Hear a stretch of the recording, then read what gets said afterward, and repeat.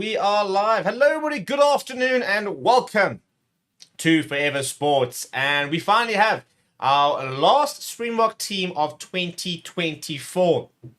And just the way we started it, we are ending it in many different ways. One of those being with Jordan Henderson being named at 10, but the other one being rotation, building depth, and debuts, because we are set to have our 12th debutant this weekend, with Cameron Harnicorn set to get his first taste of international rugby on Saturday after being named on the bench. And a very interesting side, very good side that has been named. And I like it. I think it's a nice combination of trying a couple combinations, but again, in environments which will hopefully suit the players who are coming in that might not have as much experience.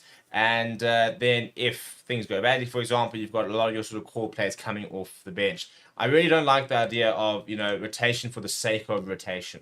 And I don't think you necessarily build depth by just rotating. Building depth is not just about giving players games for the sake of giving players games. Building depth is about getting players playing consistently with a game plan, for example, with different combinations or slightly tweaked combinations, being able to bring even just one or two players. For example, Jordan Henderson goes and plays 60 minutes with the number one backline, very commas. That's building depth. Building depth is not just throwing together brand new combinations and say, right, off you guys go. They play badly and you go, oh, but it's fine because they got minutes. It's far more intricate than that. So that is the team. And I want to know what you think is the bottom line. What are we thinking? Where are we at with this? Because I really like it, and I think it ticks all the boxes. But I'm interested to see what everybody else has to say. So I'm going to put in a poll in the comments asking, do you like the Springbok team? Simple yes, no answer. And whilst it's a simple yes or no answer, I want to know, if you don't like it, what you don't like about it.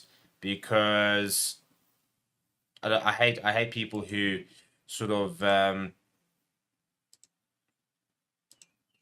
I hate people who just like to complain for the sake of complaining, and then they can't actually justify what they don't like. They just decide they don't like it without any sort of justification. And I'm not saying you can't not like it. I'm not saying you have to like it. But give me a reason. I want to know what you don't like. Because then we can talk about it. And then we can talk about, well, I see what your point is. And maybe it's a very good point. And maybe we could talk about why they potentially haven't gone maybe what that route, or why they maybe should have gone that route. So lots to sort of pick apart when it comes to this side. And we've already got 50 votes coming in. So get those votes in. Please also do like the video. You guys are great ones for watching the video and not liking it. So I'm asking you a very, very simple thing, and that is to please do like the video. And a couple of comments already. Craig Morgan says, great team. Gerard saying, I was expecting Esterhuizen and combo. Lazi says, I would have liked Cam Harnicorn to start and Jasper coming off the bench. That in itself is quite interesting, because we have often seen the debuts coming as starting debuts quite often, for example, especially when there's only one debut. Because similarly with injuries, a lot of it's like, well, kind of you bring on, let them start, and if things are going badly, for example, you can pull them off, as opposed to putting them on. They're suddenly, for example, absolutely nowhere, and you can't make any change. You've made the change, you put it out there, and there you go. That's it. So yeah, it's an interesting one that he has started, because traditionally we've gone the other route. But I think that we wanted to see him, and we are going to see him. That's the main thing. So let's go through it, shall we? Front row, again, in terms of building depth, Johannes Krobler has often started with players around him who are not always the usual starters. So once again, in terms of combinations, Johannes Krobler is starting with Oxenchair, is our starting Lucid, and Thomas Toy, who right now is probably our number one tight end. To be perfectly honest, with the injury to France Malherbe. Yes, Vilcolo started against England, but Thomas Latoy has been around more and played more this year. So basically, that's your two strongest props, your first starting props, with Jan Krobler thrown into that mix. Then you've got Jean-Claude and Franco Mostert. I mean, those two don't really need much experience. I mean, Jean-Claude, yes, he's very new for the box setup, but he's played international rugby before. He's a very experienced player. But then again, Albert Lowe getting a start with Siya Khaleesi, Jasper Wiese. This is how it is to play with these guys from the start, not just coming off the bench and not just playing with a Marco van Staden and a Quacker Smith, for example, in a bit more of a makeshift type of situation. Jaden Hendrickson back into the mix and partnering Jordan now, and I'm sure that will make Jordan's life so much easier in terms of having the person inside him who he's played for the entire lives together, really. And I think Jordan Hendrickson is the big experiment for this weekend. He's the big one that we need to try and look at getting the best out of. So you've got to put in a very familiar player inside of him. Not only, for example, does have they play together throughout their life, but they're now starting to actually become a combination at the Sharks. And then you've got Jordan Hendrickson with Damien Delendi inside him and Jesse Creel. And his wings are Kurt Lawrence, Cheds and Colby. So he's now playing in what is inverted commas the strongest backline the Boks have. So once again, it's an environment made for him to thrive. Similarly now, Cameron Honeycomb's going to come off the bench with Malcolm Marks, Gerard Stennekamp, Vincent Koch, Evan Etzebeth, Archie's name. I mean, that was, that's arguably one of our strongest tied fives right now. And he's then going to come and join the likes of a Sia Khaleesi or Jasper Wiese or Sia and Albert Lowe, or Jasper and Ulrich Lowe, or Jasper and so I mean he can come on and there's gonna be so much experience around him, even not just in the flanks, but with Archie, Eben, Vincent, Gerard Stennekamp, Malcolm Marks. I mean Gerard's the only one there who hasn't played 30 plus tests. So once again, it's an environment and a team and a situation made for Cameron Honeycomb to thrive in. Not one where he's going to have other people around him second guessing themselves. No, everybody else is settled, which means that Johan Grobelaar, Jordan Hendrickson, Albert Lotus to a lesser extent, but still him, and Cameron Honeycomb can really thrive because they've got the experience around them. And that's what I really like about the building depth. It's not just about playing an A team and a B team. It's about integrating your B team players into the A team in a situation which allows them to play with sort of the usual players that know their role. Let's go through some of the comments, shall we? Because that's why we're here, is to discuss this team. So some of the comments are as follows over here. And Tian says, glad to see Ox is okay. Having Pollard off the bench always makes me feel reassured.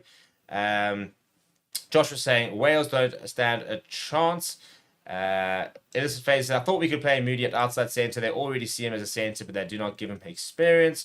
I think Caden Moody needs to go back at URC level, for example, and start playing at outside centre, because I wasn't particularly impressed with what I saw him with outside centre when he played for the Bulls last season. So I do think he's got a lot of work to do at outside centre, to be honest. But yeah, again, if they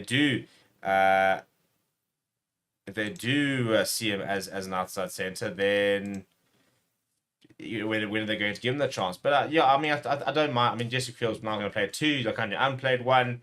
I think it's fine, to be honest. Again, the main thing for this week, this end of alternation series, which what Rusty Rasmus said, was winning. Those first 2 games was all about winning, and now you want to go end the game on a good note as well. Kirk saying, I would have loved to see Marnie again at 10 with Jordan Henderson covering at fullback. And goal kicking would have been fun to see that. Might yet see that next year. Pete says, we all know that Billy will be given 100 tests, and therefore I can't see why Rusty doesn't get him one close to that 100 while playing a game as guaranteed to win. Well, we do have at least, I think, 2 tests against Italy next year, and I think another test potentially against a potential second tier 2 nation. So I personally think that they'll try and see where that Bloemfontein test is going to be next year, and I think Billy will make us have his 100 test there. And then it'll be interesting to see after this how much they do phase him out, or where they do keep him in and around the squad, to be honest. And Sean's saying, Rusty looking to play the Tony Brown game fast and furious. Daniel saying, looking forward to seeing Honeycomb turning it up against Wales. Gradwell with no complaints.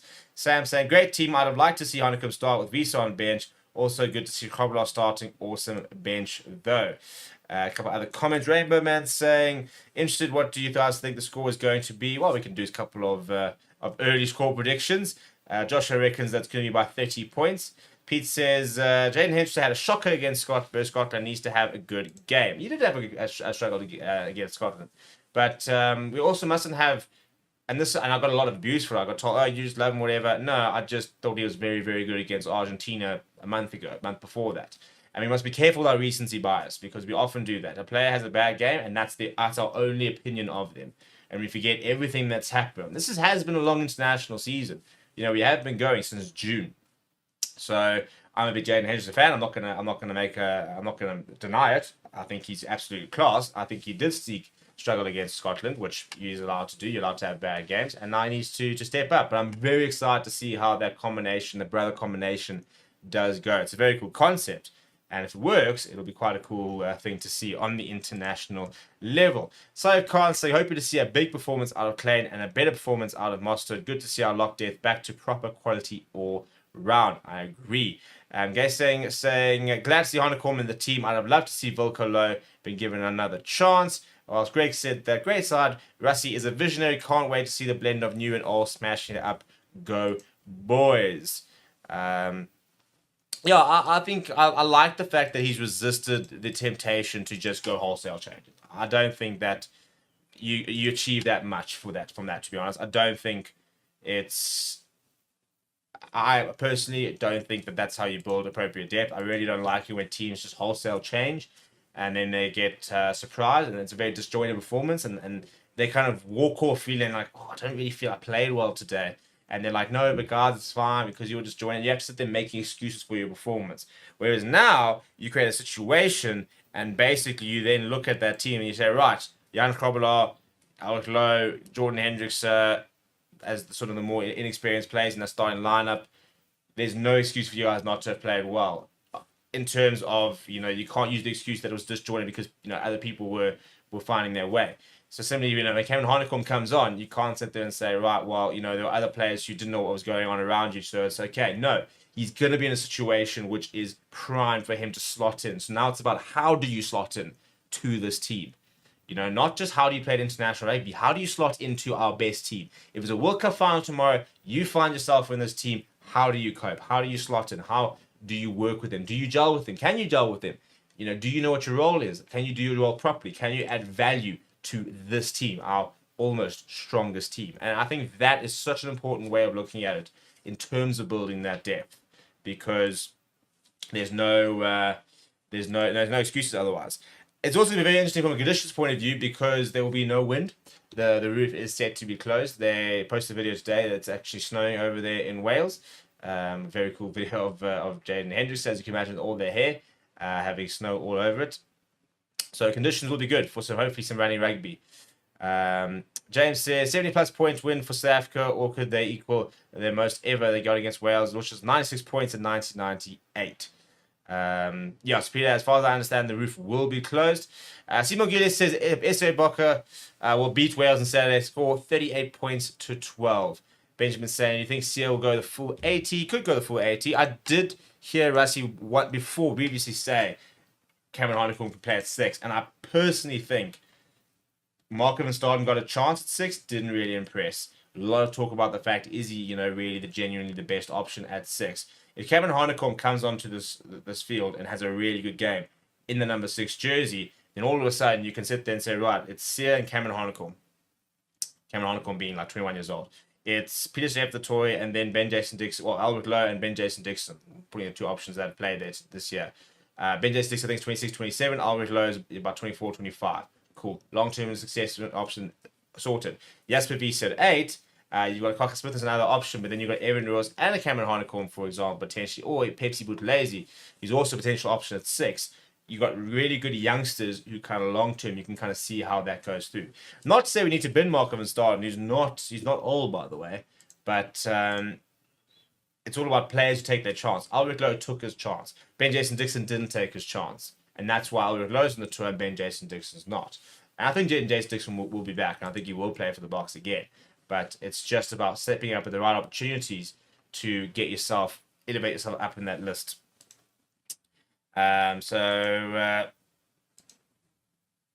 Jacques says Honeycomb will be Bok number 51 playing this year. Louis says Hendricks at 9 could be a weakness. Nah, I think it'll be okay. I think it'll be all good. I'll mention Ox should have benched and Gerard Stennekamp start just for this test. Again, why? If Gerard Stennekamp is growing into his role of coming off the bench and being that impact player, then let's keep it like that. For example, Ox and Chair is a much better starter. And again, Ox and Chair next to Johan Krobelaar. So Johan Krobelaar is going to have Ox and Chair next to him and Thomas Toy on the other side. That kind of experience, not as opposed to Ox and Chair or Johan Krobelaar next to Gerard Stennekamp, who we know is very, very well, but is not as settled in international rugby as an Ox and Chair. potentially is. It's also about combinations. You want to see how Ox goes with Thomas Toy, who's now a second choice, potentially long-term successor for France Maherba. So how do those two work as a combination? You know, you also sometimes, for example, John Human's a big fan of looking at the different heights and kind of like leveling that front row in terms of a taller front row or a shorter front row. So there's a lot more that goes to it, to be honest. How they're going to scrum with John Klein and Franco Mostert behind them versus now Gerard Stenenkamp getting the chance to scrum with a Arcus Neyman and Eben Etzebeth behind them. So there's a lot more to go that goes into it than just Gerard will start ahead of Ox and Chair. It's all about those different combinations and the likes of that. Pete says, looking forward to seeing Franco get back to where he was a year ago. Looked lost in the first start since injury. Completely understandable, but still hoping he gains the confidence and fitness back. Yeah, I have got zero doubt about Franco Mostert. He looked like a guy who hadn't played rugby in 2 to 3 months. And we've also got such a high standard we hold Franco Mostert to, because he just doesn't have a bad game necessarily. You know, he's such a consistent performer at all times. But he did look like somebody who was a little bit off the pace. He would have now had another week of training, for example, and I think he'll have a good game. I'm calling it now. I think he'll have a strong game on Saturday. I really hope he does. I'm also really keen to see how Jean Klein goes. Ranger says, I like any team in mind doesn't have Monty Liebach, although his cross kick to Colby this weekend was class. Well, there we go. You kind of sort of summed up that there is value in it by saying that you don't want him there. But he'll be back. He'll play more games for the box. If you guys think that Monty Liebach's career is done, then I think you haven't been paying attention to what Rusty Rasmus has been saying, particularly in the last few days. And Elizabeth says, is there more players that are going to be blooded next year, or is he done? Well, there could be more players. I mean, you never know. For example, there's talk about Sinea Nahamba, who hasn't played. They're big fans of Henk van Wyk. He's not played a lot this year and hasn't been able to get himself into the Bok radar, but Rusty Rasmus always refers to him as one of the injured players, or he did in the June-July series, for example. He said, yeah, we've got a lot of injured players, you know, something like a Henk van Wyk. So they see him as part of that project 2027. So I think a Henk van Wyk is someone who I don't think is far away from a debut. Selena Hammer maybe an outside chance really of potentially coming back into the mix here. I do say back because he was in the mix. He has been in alignment camps and the likes. I think another tight end could be blooded in the next couple of years, whether it's Asenate and Klabekanya or Nidling for sure. Both of them have been in alignment camps and the likes. And so yeah, maybe a couple, but I mean the fact that we've got 51 players that we've used this year, 12 debuts. Anyone who says that we're not building and we're not, blooding youth and stuff like that, again, it's just not paying attention, because we really are. So at the moment, we're sitting on 262 votes and 93% of people saying that they like the team. So those who are saying no, who would you change? What changes would we make to this team?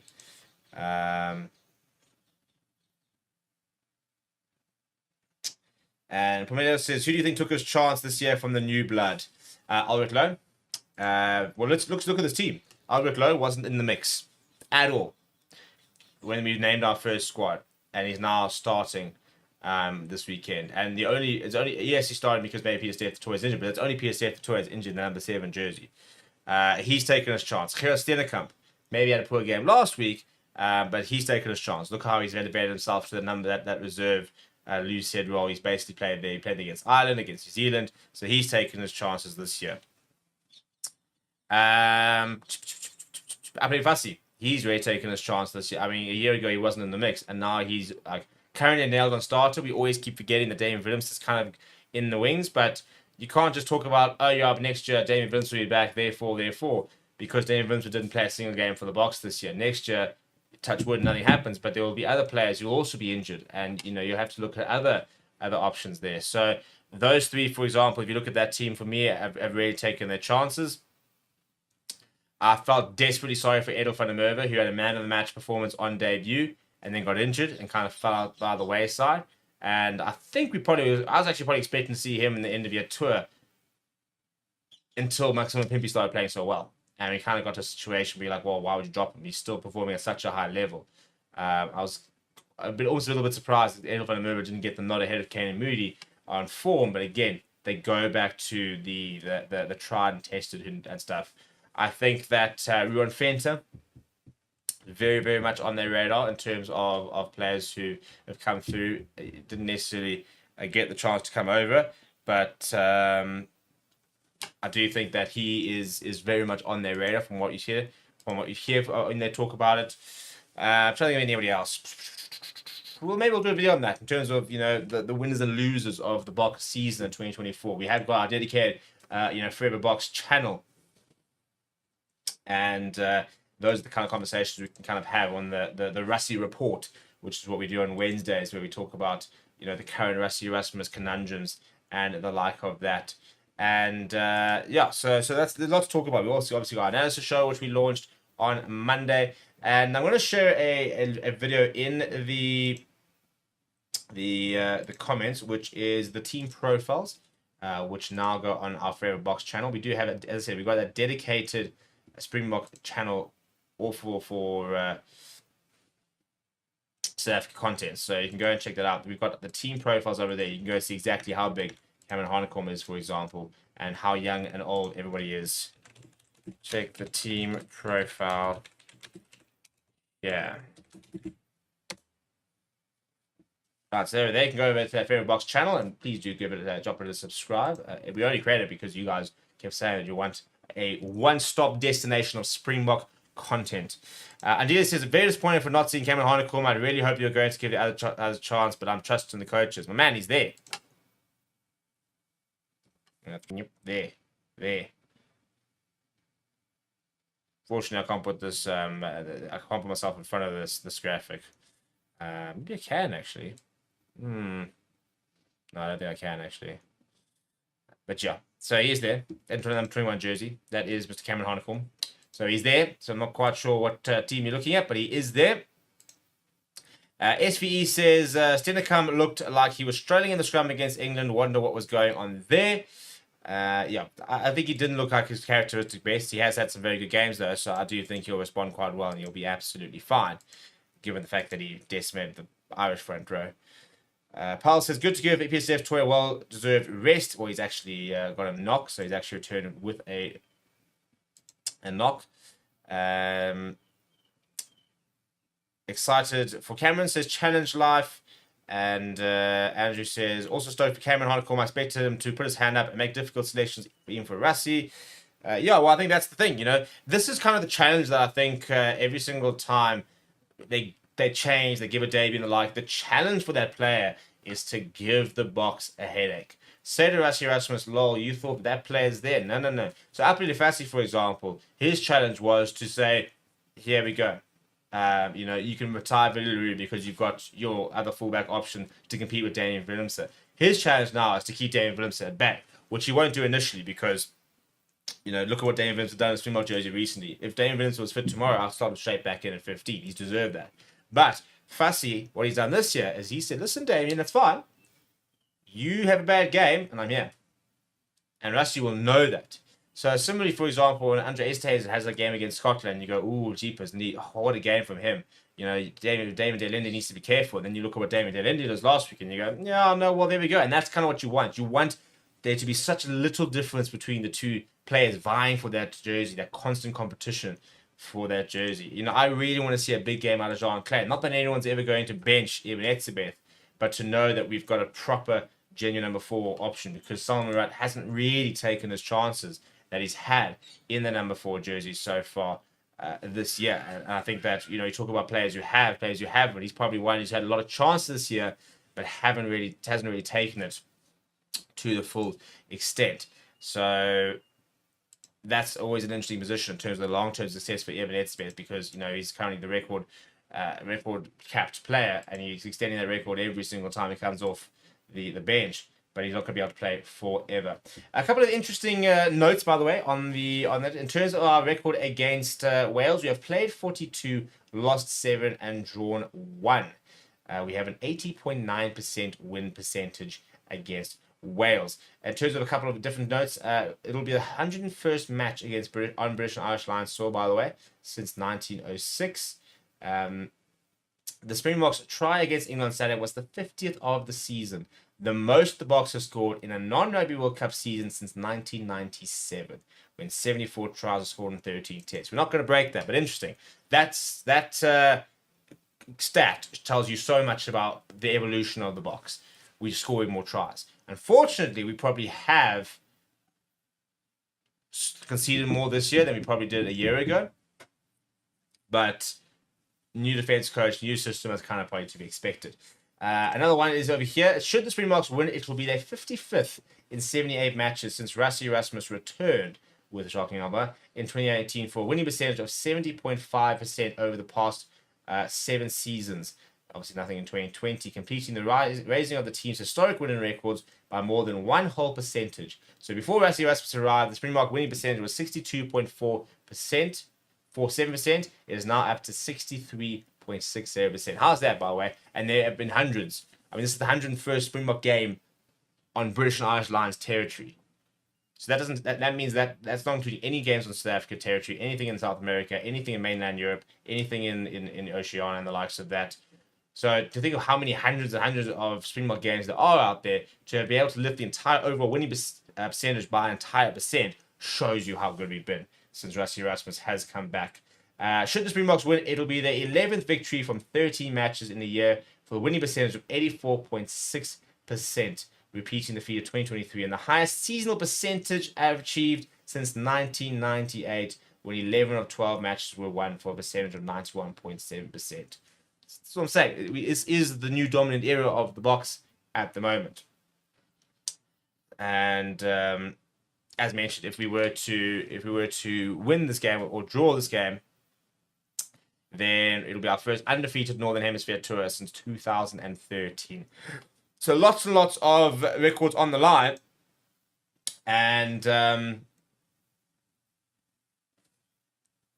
playing against the Welsh side we're expecting to beat, and with that team, it should be a pretty straightforward victory as far as I'm concerned. I think that we should have no issue whatsoever getting over the line and hopefully putting in quite a big performance, especially given the fact that we have, got that balance between experience and youth. So there are a couple of new players, but in the end, so much experience around them means we should be able to put in a lot of points. If I'm Warren Gatland, I'm looking at that going, oh goodness me, this is going to be a long day in the afternoon in the office over at the Millennium. I suppose it's actually in the evening, to be fair. It's Hoppers 5 kickoff for their time, Hoppers 7 our time. 1940 is the magic number for Saturday. We're going to wrap up there, people. Thank you very much for joining me, and we will be looking at this squad throughout the week. We will also have audio coming from Rassie Erasmus about why he selected this team and what his thoughts are on the game this weekend. My last request as you are leaving is please do like the video. If you are new, please do subscribe to the channel and go and check out Forever Boks. It's got the team profiles with all the sizes, ages, etc. of the teams, and you can give some extra info about some of the players like Cameron Harnicom and the likes. So earlier we asked, do you like the Springbok team? 92% saying yes, and we are generally very happy to see the team that has been selected. Thank you very much. We'll see you guys all very soon. Smash like the video on the way out. And Good afternoon, guys. Welcome to our Bok team announcement. We've got head coach Rassie Erasmus, and we've got Cameron Harnicom, who is on debut this weekend. We can just jump straight into it, so please raise your hands for questions. I see quite a few changes, but the most notable should the two brothers starting in our back position, Jordan and Jaden. How do you think that will go? Hopefully well for them. Yeah, I think more importantly is I think they deserve. We've been chopping and changing and really testing different combinations, and we could have played Kobus, Herschel, Yankees. There's so many guys, who's played for us in this year, even Mornay of the Lions, but it's fortunate it worked out for the two brothers. Definitely they deserve a chance together. Jordan had one chance, and Jaden is pretty settled in our team, so yeah, we're glad for them. But I think more than the family thing, that's a warm, fuzzy feeling. But the performance is very important.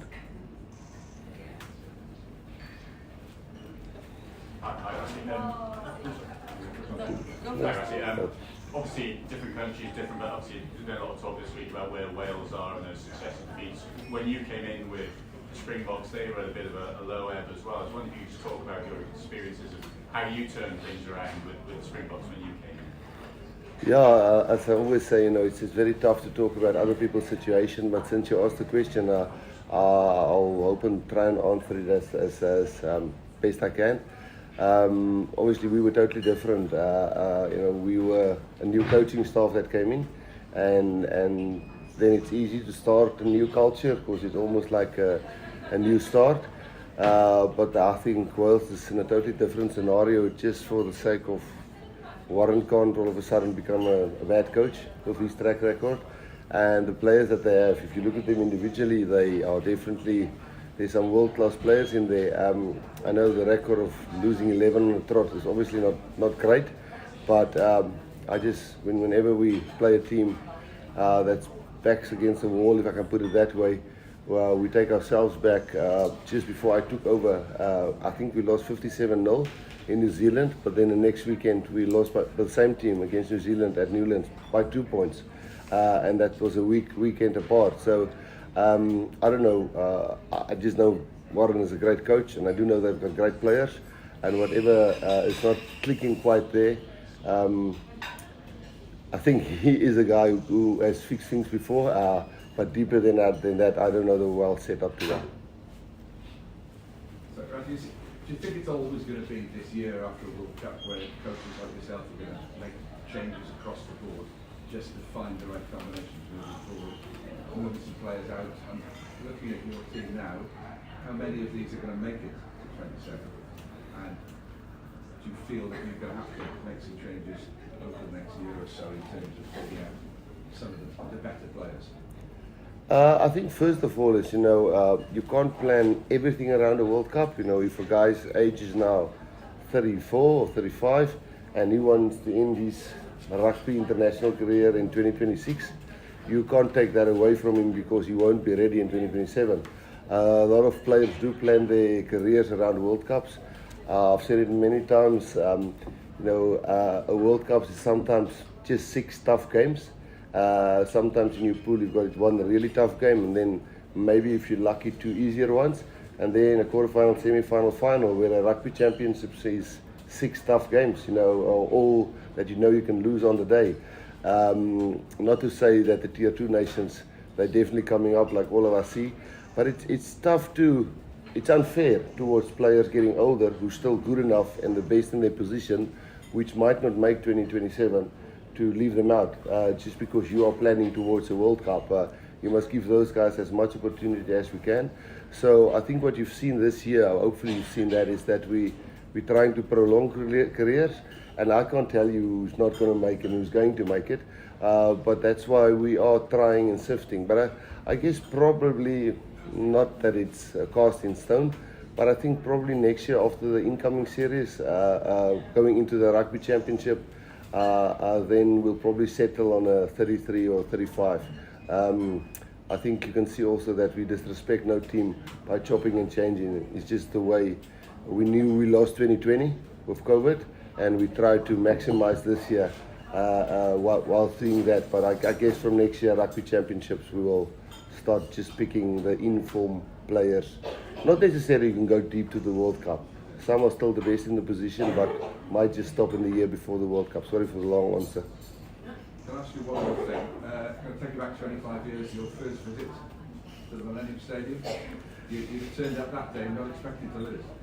I actually think if you go back to that week, if you go deep into that week, there were strikes of players on salary caps, of salary income, and there was lots of distractions. But what I do remember very well is a centre called Taylor that ran over me for the winning try, and for us losing the first time, so I'm sweating, for us losing the first time in history against the Welsh in 1999, So I can tell you one thing, there won't be a lack of respect from us to the Welsh team. Of course, just a little bit, some stuff that took us off task made us pay dearly on the field on that Saturday. Well, if you could maybe pay respect to the 25th anniversary and have a similar result, you'd be very happy. Yeah, but our people won't be happy back home. Yeah. Razzie, you've gone head to head with Warren a few times.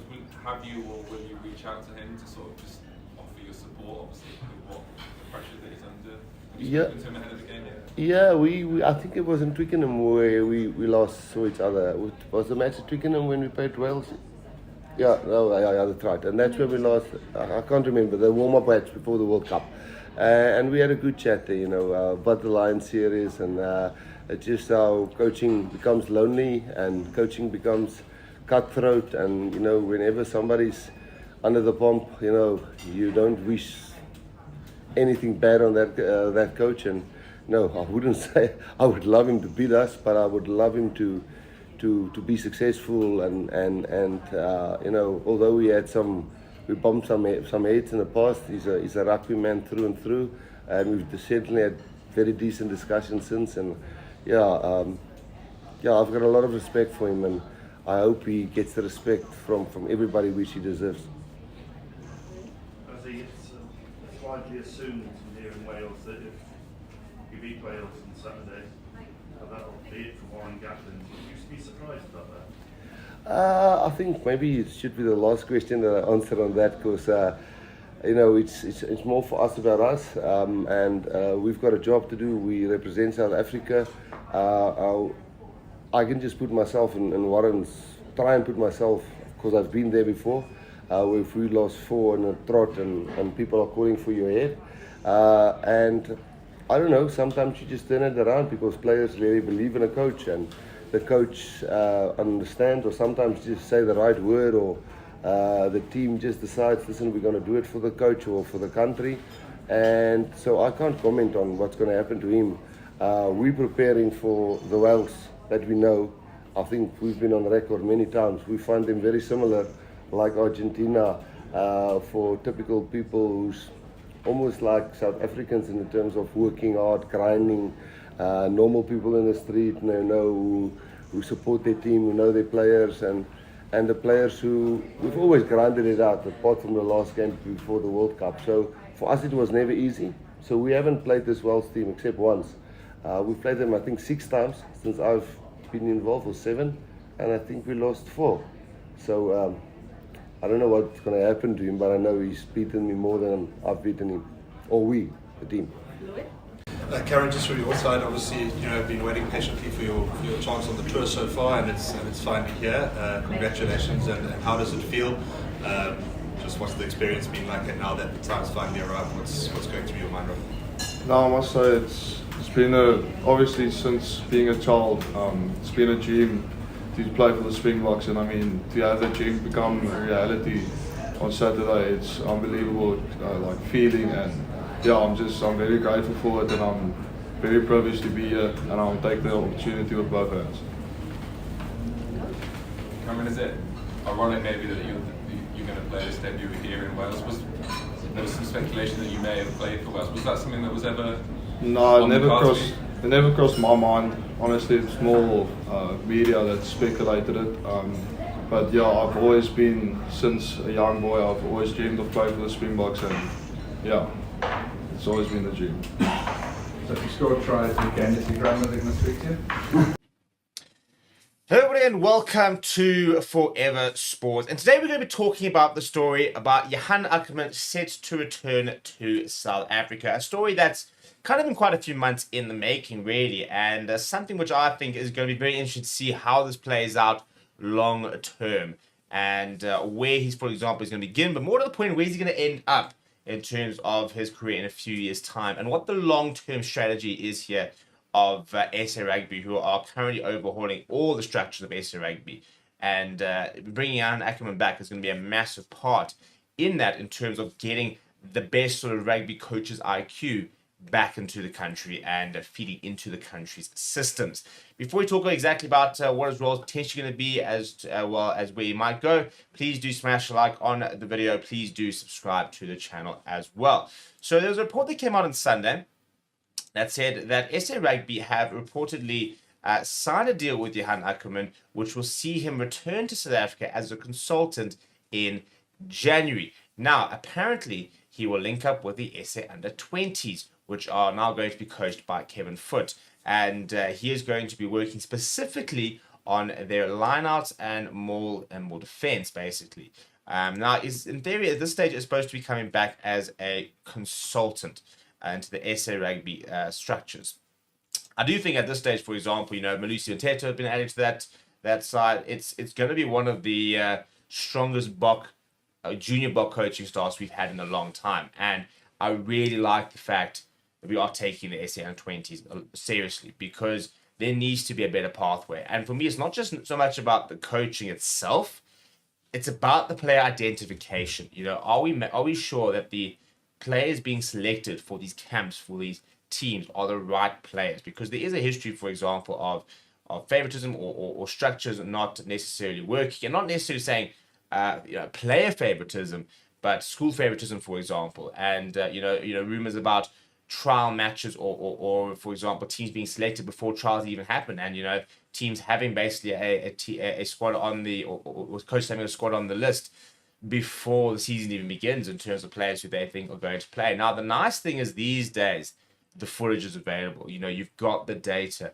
to look at different players and different matches, rather than just, for example, relying on having to go and watch and having to get feedback from different coaches from different regions and the like. You've also got, for example, the under-19 academy camp, which kicked off over the weekend with a lot of these coaches. So in terms of Jan Ackerman's role, he will start, as I said, apparently as a consultant. He'll be a national team consultant starting in January.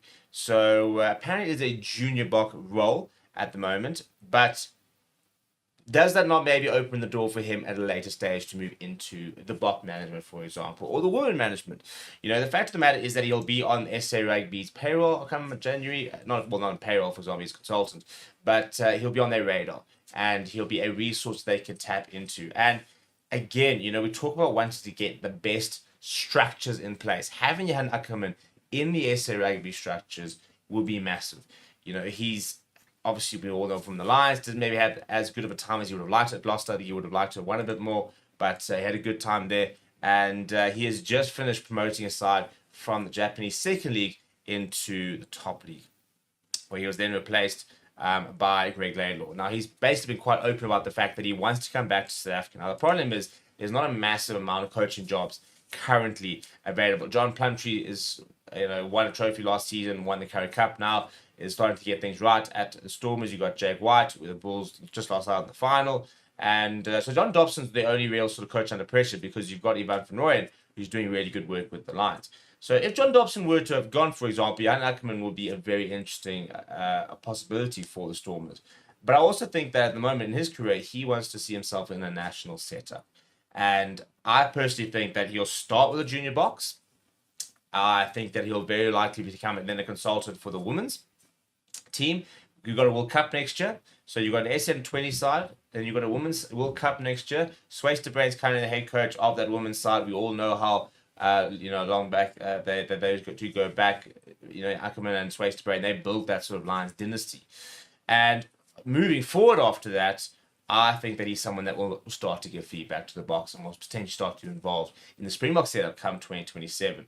Because he's somebody with a couple of different ideas. Now, obviously, you've got to make sure that he's going to be able to work within the current Bok coach setup, which I think is really, really good.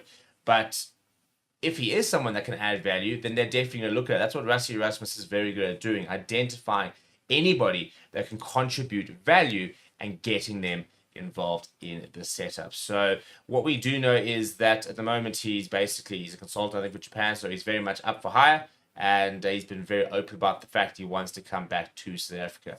So we'll have to wait for an official announcement potentially. Hopefully we'll see him in the structures as soon as January. But in general, just having him back in the country would be a really big step, because he is one of the best South African coaches out there, and you want to have somebody like him within the system. Let me know what you think down in the comments below. Please do smash a like on the video. Please do subscribe to the channel as well. Thank you very much for watching. My name is Steve. I'll chat to you soon. Hello everybody and welcome to Forever Sports, and a bit of an update on the SA Rugby equity deal with Gates McKenzie having gotten quite involved in the process. He has now opened up on official meetings that have happened with SA Rugby and Ackley Sports Group, and he has insisted on the inclusion of local investment to try and negate the concerns, the legitimate concerns, he says, that a lot of the South African rugby public and South African public in general have regarding this equity deal, which was put on hold last weekend when the shareholders decided to postpone the vote. Before we sort of get into sort of how we've ended up here and what the current situation is, please do smash a like on the video. Please do subscribe to the channel as well. So the SA Rugby members and the members council, which is all the different unions, were set to vote on the approval of the acquisition of, well, of the approval of the setup of a new commercial arm of SA Rugby, a new company that will handle the commercial rights of SA Rugby, where a stake was going to be bought by a US investment group called Ackley Sports Group, which is from the Ackley brothers. And basically, there had been a whole process with different bidders and the likes. Ackley Sports Group was presented as the preferred bidder. There were roadshows that were done by SA Rugby going to every single different union across the country, explaining how this works and how it's going to benefit SA. And then it was all going to be put to a vote. However, on the eve of the vote, all the member, or several member unions, mostly the URC ones, Lions, Stormers, Bulls, Sharks, and I think it was Pumas might have done it as well. They wrote a letter basically voicing their concern regarding their proposal and asked why, for example, there weren't more local investments, but also why, you know, what the benefits were going to be, and lots of issues with regards to the valuation, saying that they had done independent valuations and the amount was going to be far too small for what it actually could have been with regards to bringing that investment into the country. It was supposed to be a 1.3 billion rand investment for 20% in the company, $75 million. So Gates McKenzie then stepped in and said he's got lots of concerns, and you know he does what he does, which is sort of jump on a bandwagon when something like this really sort of reaches the public and becomes quite a big event.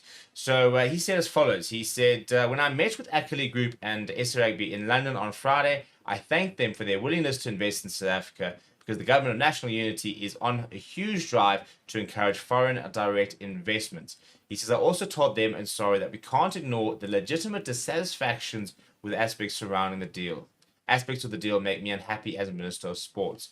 For example, the non-participation or the non-local participation, the no benefit to former rugby players, and commission should be split into benefit development and constructing new rugby fields. He said that they have agreed to all those points, and this is how the new deal is going to be structured. According to Casey McKenzie, he says that a local consortium will take 10% of the 20%, and Ackley Sports Group will take the other 10%. 3% of the local 10% can be taken up by former players. So players who've been involved in the game and the likes of it there. He said he then reached out to investors in SA Rugby, and apparently only the two that have come back with a definite yes to match the Ackley's offer is Johan Rupert as well as the Skalkberger Senior Group, in terms of wanting to get involved in this. He then said, I met with all the unions, small and big, Ackley and SARU yesterday, and told them that the negativity surrounding this deal has the potential to undo all the great work done by the Springboks on the field.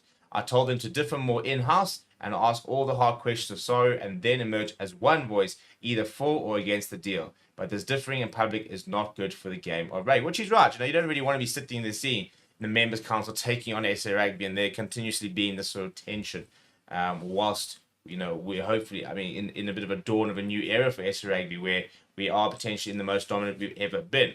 So it's an interesting concept. Now, in theory, you know, it's great to have the local investment, and you know, hopefully we will see that. The main thing about this, regardless of whether it's local money, whether it's foreign money, regardless of where the money comes from, it's all about where the money goes, isn't it, at the end of the day? Is this going to go to the right place? Are we going to see this really being used for the development and promotion of SA Rugby, or is this going to be an opportunity for big wigs and big corporates to line their pockets even further using the Springbok brand and the SA Rugby brand? Apparently, there's going to be a final vote on the 6th of December, which is in about 2 weeks, actually, now these days. I think it's 2 weeks on Friday. And then there will be a final decision regarding the equity deal and how this is all going to sort of take place. What do you think about the equity deal and the current news situation? Let me know what you think down in the comments below. Smash a like on the video. Subscribe to the channel as well. Thank you very much for watching. My name is Steve. I'll chat to you too. Varsity, from your side, how's the week been? Another chance for you on the weekend. Just your state of mind at the moment.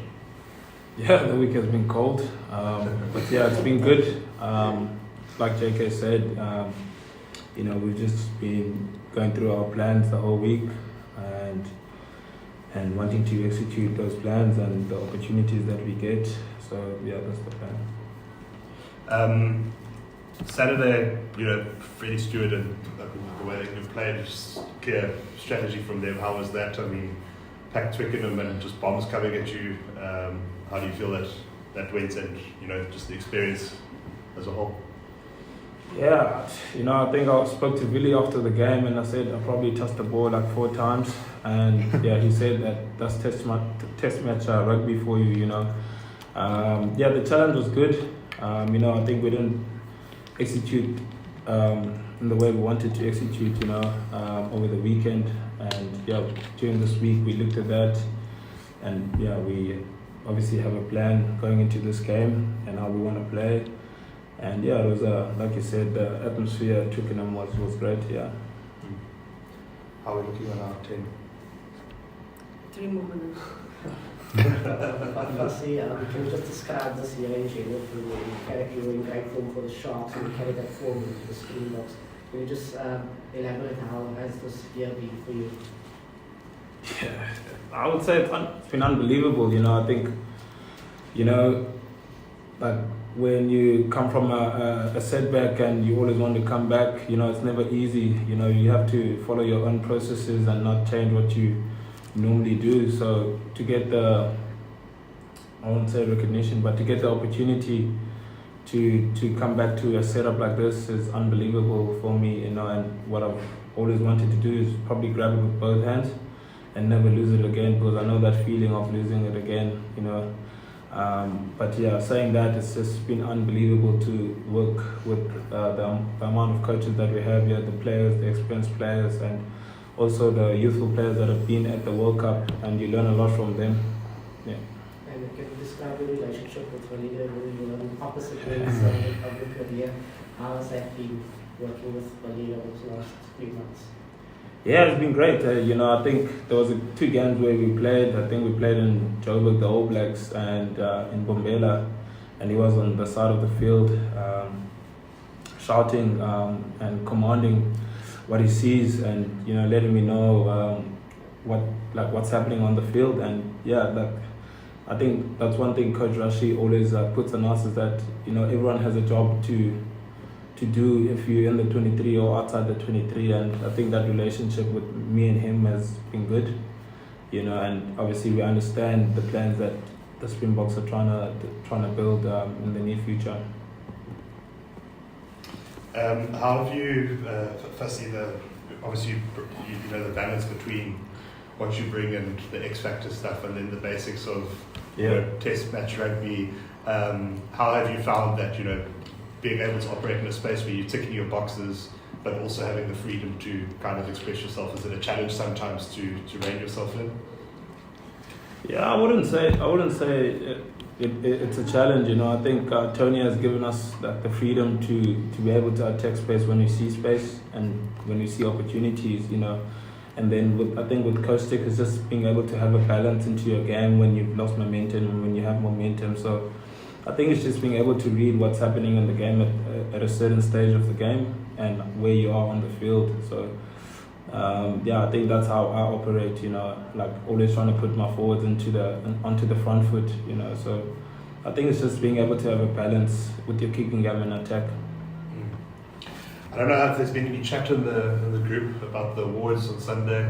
JK, I imagine you team here for Sunday, but I mean, just speak about that. What a statement that is for the Boks to have 3 guys up for that award. So listen, 3 out of 4 is fantastic. You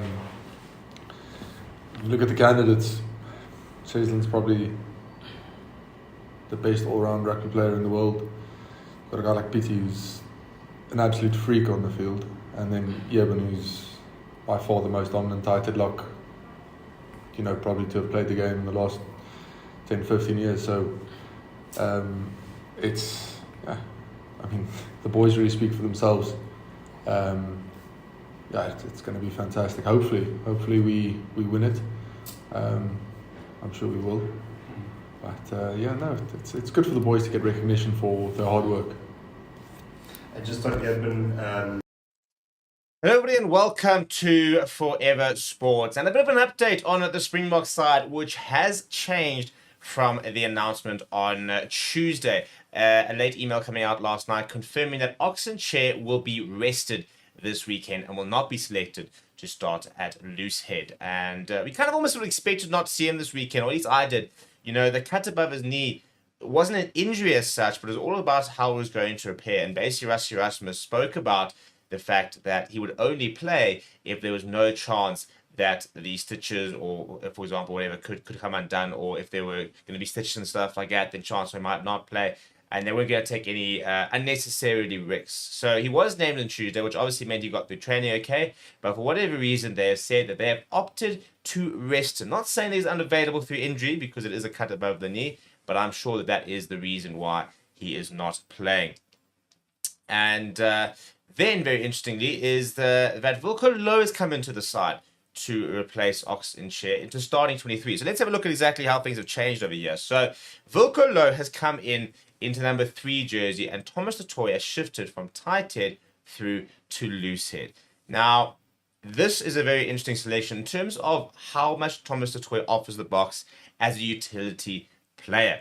Rassie Erasmus is all about utility and versatility and being able to cover different positions. And Thomas du Toit has always been a swing prop alongside the likes of a Trevor Nyakane, for example. He can play at loose head and at tight head, which is a premium. You know, Vincent Koch as well, for example, last week covered loose head and could scrum at loose head, which meant we didn't go down to uncontested scrums.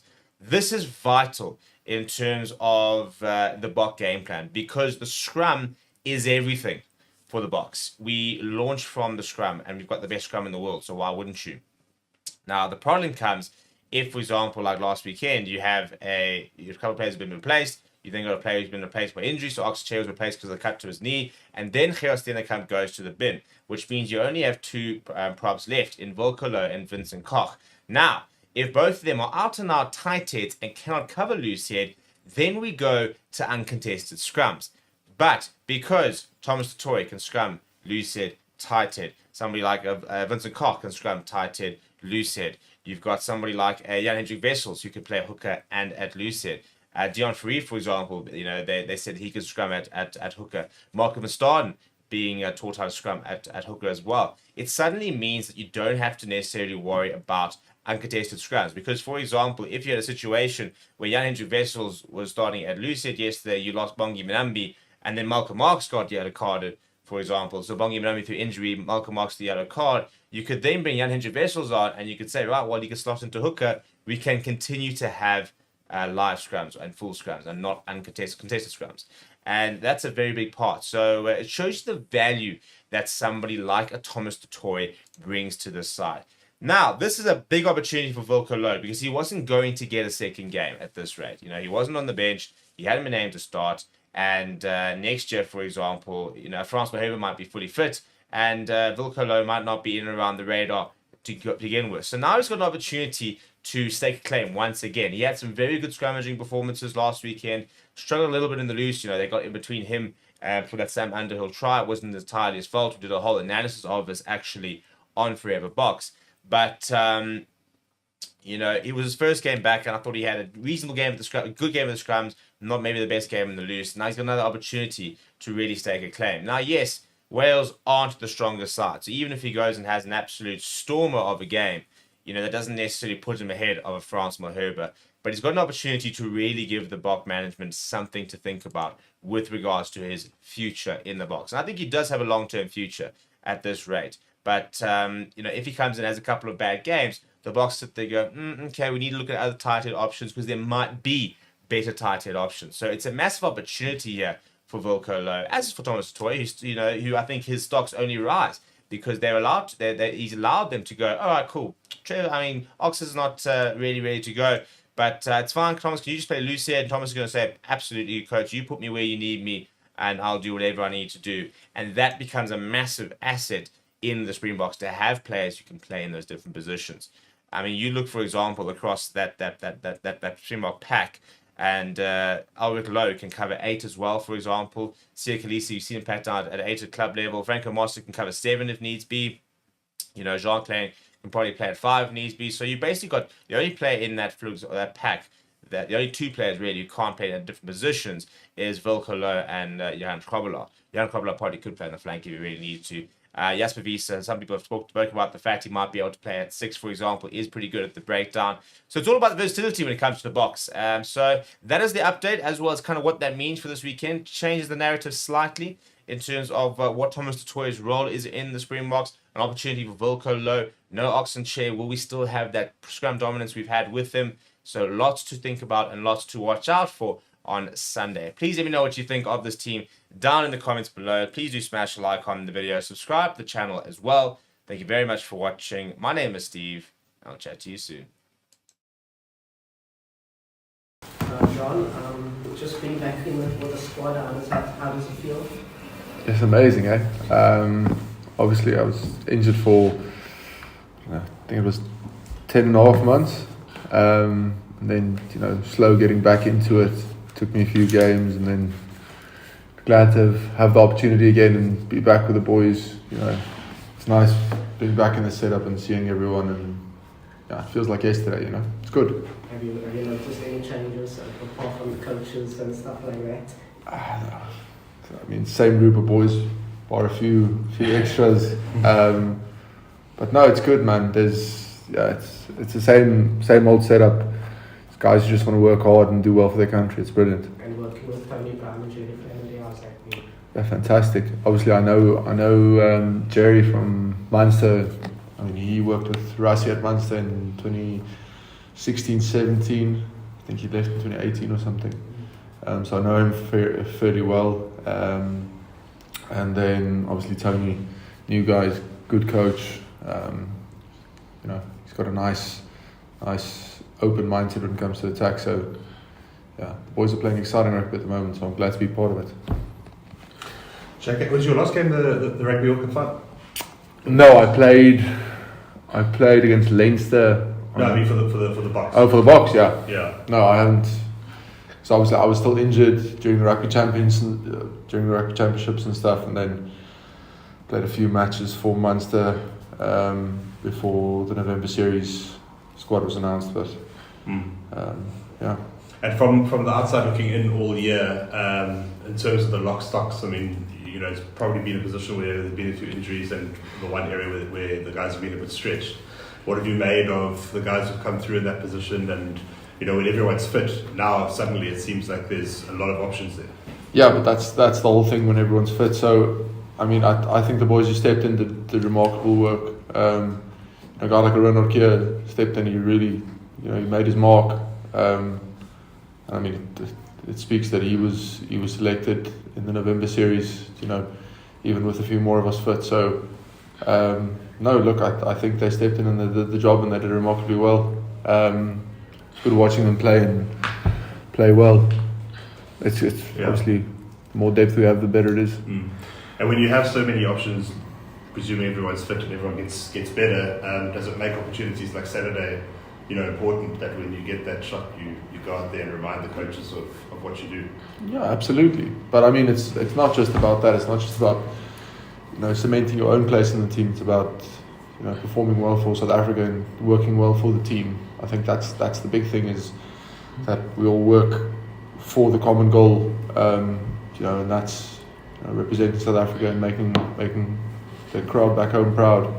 And playing for the other guys in the team, not for yourself. I think that's a big thing that we working towards. And just the chat this week, what have you guys identified about Wales? What are you expecting from them? Obviously a team under pressure themselves. Just desperation, eh? Dog in a corner is always a dangerous dog, so I think we're definitely preparing for a big fight, especially in the first 20. I think they're going to come out emotionally, and it's going to be tough going for the first 20. But we have plans, we have things we've set in place to deal with their threats, and the plans that make us a little bit more threatening. So yeah, I think it's going to be tough going. I think they're a young team. a lot of youngsters want to prove a point. Look at the likes of the All Blacks, guys like Currie and stuff, stepping forward many years ago when they were sort of on the down, and it was the young guys that pulled them up. So I think there's going to be a few boys looking to prove a point, especially it's the last game of the season. They're 11 down at the moment, so they'd love to finish the season with beating all the world champs. Hello everybody and welcome to Forever Sports for today's World Rankings preview ahead of the last big weekend of international rugby. There is an international game next weekend, but this is the last big game with all the different teams in action, and a very interesting weekend. Maybe not quite as big of a weekend as last weekend where we had some really cool games. Obviously the SA England game, France, New Zealand, and Argentina was fantastic, and then we had Australia and Wales. So a bit of a slow weekend this weekend already, but interesting to see how certain teams can potentially try and put up some fights with the big game happening tonight between Argentina and France. But before we get into the rankings, please do smash a like on the video. Please do subscribe to the channel as well. Right, so if from a Springbok perspective, South Africa cannot improve their rating and advantage at the top of the rankings due to there being an 18.77 point difference between the Boks and Wales this weekend. However, a win will secure the #1 spot for the rest of the year for the Boks, because the same is true for Ireland. If they beat Fiji, because there's a difference of 10.71 points, they also cannot move up or can't gain any points, therefore can't overtake the Boks. But if South Africa were to lose to the Wales and Ireland were to win, then they would go at the top of the rankings, and depending on the scorelines, could actually be as little as 0.02 points. So it will be absolutely neck and neck, really, if South Africa were to lose to Wales. However, if very unlikely to happen, to be honest. And New Zealand, on the other hand, they can improve their rating, but they would need the teams above them to slip up if they were to climb the rankings. So they can't move up the rankings with a win without the right results, but they can improve on the ranking themselves. If they were to become #1 for the first time since the semi-finals of Rugby World Cup 2019, they must beat Italy in Turin and hope that South Africa lose by more than 15 points and Ireland are also beaten. So Boks have to be hammered, Ireland have to lose, and then they have to beat Italy. So a lot needs to happen for New Zealand to finish #1. But this is, for me, is where it gets a bit more interesting.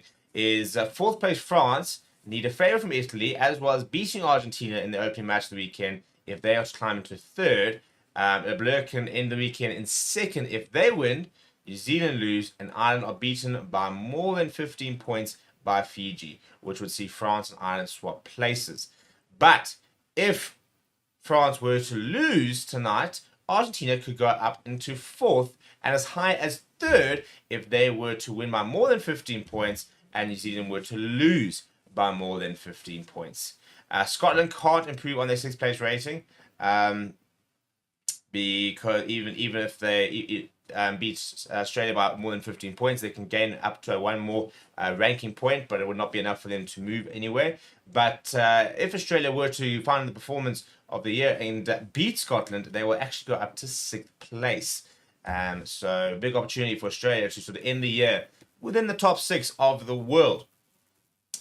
Scotland could drop as many as 4 places if they are heavily beaten, if Italy were to beat the All Blacks and Fiji don't lose to Ireland. So lots could happen there. I mean, imagine Scotland, who, you know, not a bad side at all of a sudden finishing the game, or finishing the year rather, down in 10th place. So this is where, like, the rankings are interesting, because you know, you slip up against a weak opponent and the right results go, and all of a sudden you can plummet down that ranking list. England cannot improve their rating against Japan this weekend because there is a 9.36 point gap, and they could end a 5-match losing run and still fall a place to 8th if Murrayfield, Scotland and Australia ends in a draw, whilst a 4th defeat in the Autumn Nations series could actually see England sink as low as 10th if they lose to Japan, if Italy win and Fiji and Australia avoid defeat. A lot would have to happen for England to fall down as 10th, but it is mathematically possible. For Italy to equal their highest ever position of 8th, they need to beat the All Blacks for the first time and hope that England and Fiji suffer defeats. That was a bit of an outsider, but maybe a little bit less outsider-ish than the likes of like England going down to 10th. Fiji could climb to an all-time 6th if they were to beat Ireland by more than 15 points and results go the other way. Wales would need to be beaten by South Africa and England suffer defeat at the hands of Japan for them to drop an all-time new low of 12th, with Japan then going up to 11th in that scenario. So lots could potentially happen. I don't think we're going to see a lot of movement, though, to be perfectly honest. You know, we've just given you all the different scenarios, and one of those things where you kind of feel every scenario is more unlikely than the next. So given the fact the majority of the top aren't taking on particularly a high-ranked side, apart from France and Argentina, which is 4 versus 5, New Zealand taking on Italy, which are down in 10th, South Africa taking on Wales, which are down in, I think, 11th, and you've got Ireland taking on Fiji down in 9th. So they're not really, too close to each other. Scotland taking on Australia is a little bit closer as well, 6th versus 8th. So those are kind of the two big games this weekend with regards to being the closest in the rankings and should be the most evenly matched contests. I think Argentina tonight might struggle against France. I think they took a lot out of them last week to beat Ireland. Although having said that, took a lot out of France to go and beat New Zealand. So it'll be very interesting to see the kind of performance we're going to see from both those sides tonight. Let me know what you think down in the comments below. Please do smash a like on the video. Please do subscribe to the channel as well. Thank you very much for watching. My name is Steve. I'll chat to you soon.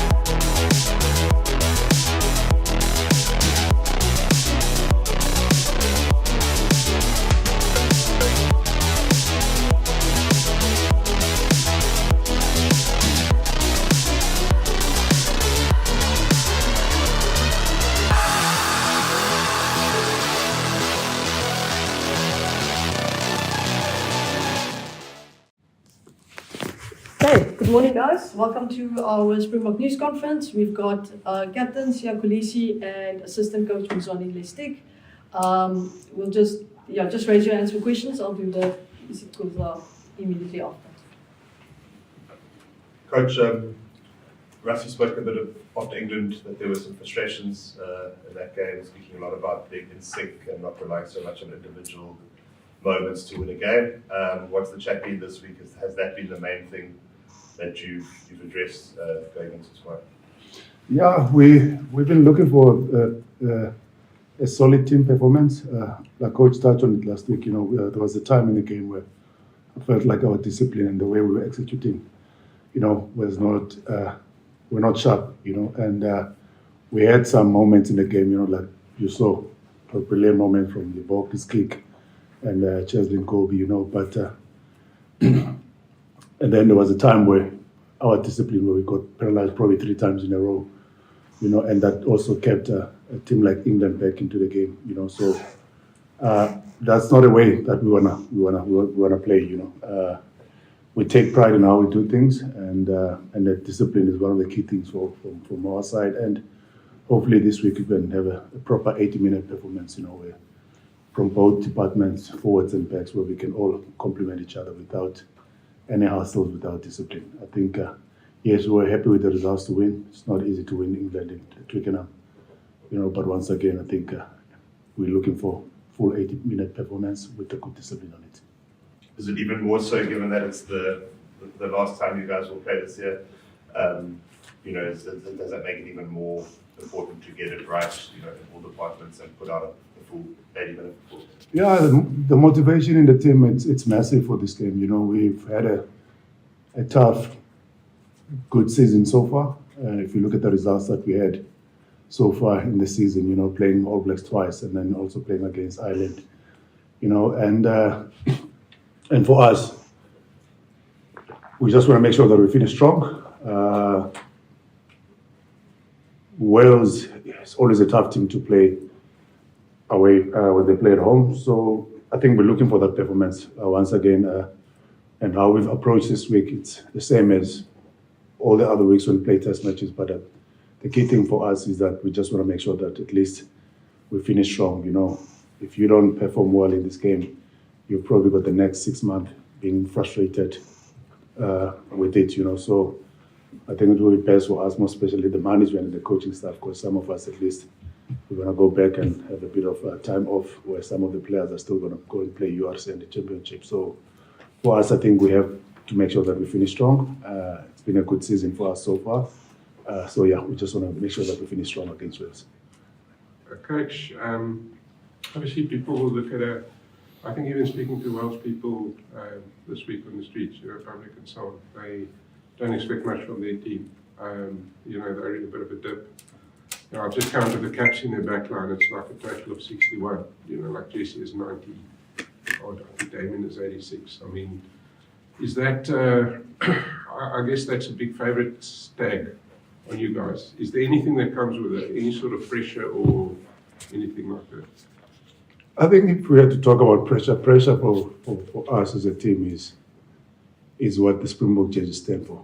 And it's our standards and how we want to do things. Like Lord mentioned earlier on, there were a lot of things that we were not happy and satisfied with the way we performed. I don't think the past 2 games we've played against Scotland and England were really a full 80-minute performance from our team. I think that's the biggest thing for us. We just want to make sure that we improve on where we left. And so the whole week about us, it was always about our Springbok standards and how we want to do things and how we want to go about in our business. And once again, yes, I do understand sometimes it does frustrate people when we keep on rotating, but we always want to make sure that we build our squad depth. We're not getting young, so there are a couple of players that are also aging in our team. So we have to make sure also we give some youngsters also opportunity, to make sure that going forward we still keep building. Depth is one of our goals as a team. So yeah, I don't think when we analyze a team like Wales, we've got that mindset of us being favourites, and we take every test match serious. So it's going to be a tough one. And once again, when we watched them last week, they also had the moments in the game against Australia, Australia started very well that first 20 minutes, and they've managed to find their way back into the game, and they've got some couple of points. And if you look at the team they've selected, I think the guys like Rio Dyer at wing, and one of the best players probably last week, a guy like Tom Rogers at wing. Now he's playing again against us. Very good under high balls. So we can't underestimate them, and we know, yes, they're going through tough times as a team, and we can relate also. We've been there before in the past, but once again, we've managed to turn things around. So I know one thing for sure also. In that changing room, they also want to turn things around, and you can't ask for any better opposition than playing against the Springboks, So we have to make sure that we switch on and make sure that we play 80-minute performance also.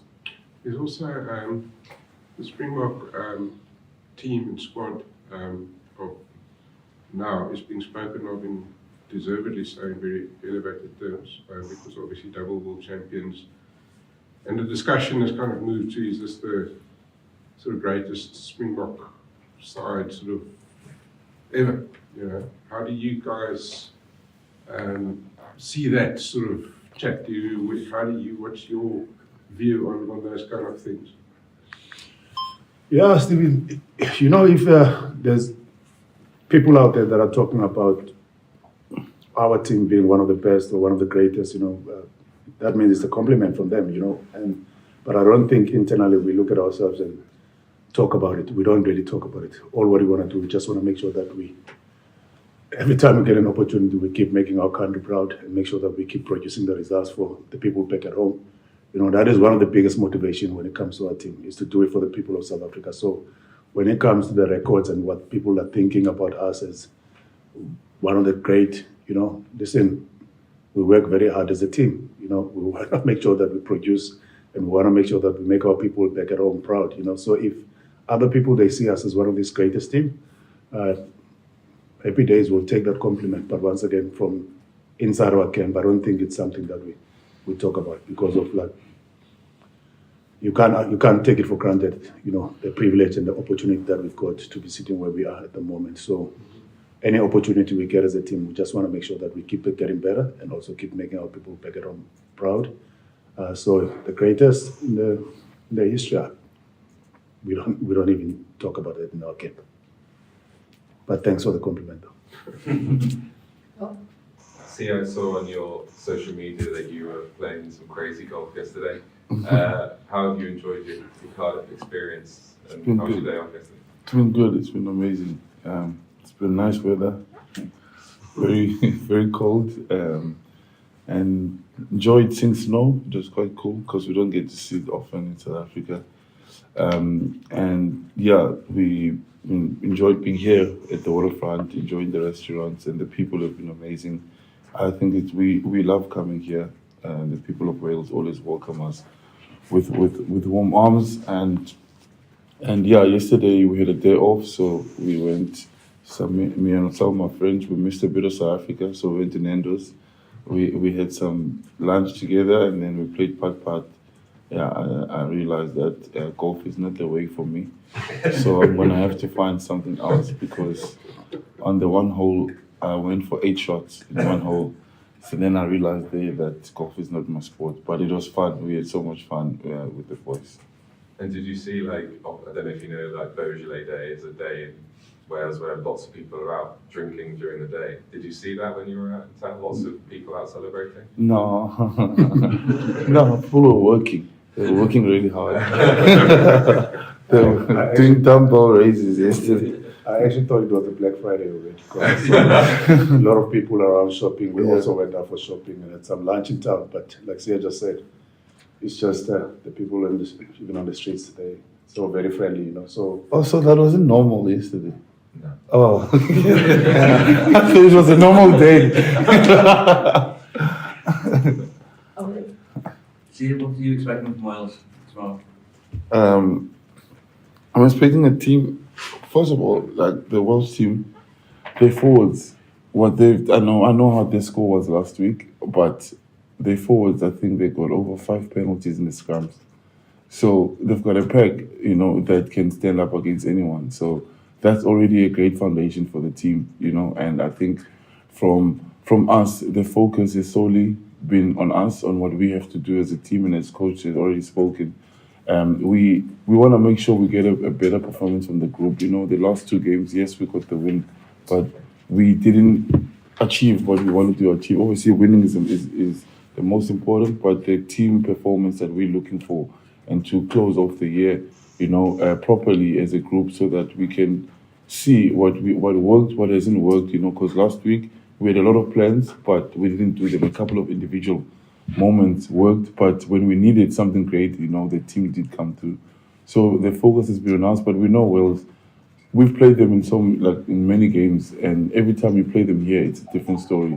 You know, it's hard to beat them here, and I think we've lost. A lot of us have lost here a couple of times. So they're gonna play for 80 minutes. They're gonna give it everything they can. They're not gonna stop, and that's how we know them, and that's what we expect in this weekend. Are you surprised over the team who have lost the last?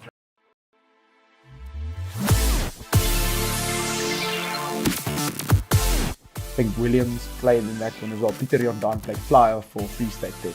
I'm playing EP country districts, and I'm seeing these out, and I'm like, wow, effective as well. You know, coloured person going into a predominant white school, learning in a very white Afrikaans school. Coach Eddie, what's up? He's like, you're gonna go to Kimberley. I'm like, okay, what's happening in Kimberley? Ball bounces just before the halfway line. And now it's a race down to the try line. And I don't know how I made it, but I just made it. They don't give you a number, so they don't necessarily say to you, listen, we're going to give you a contract to the value of this, or it's going to be a contract linked to the cheaper.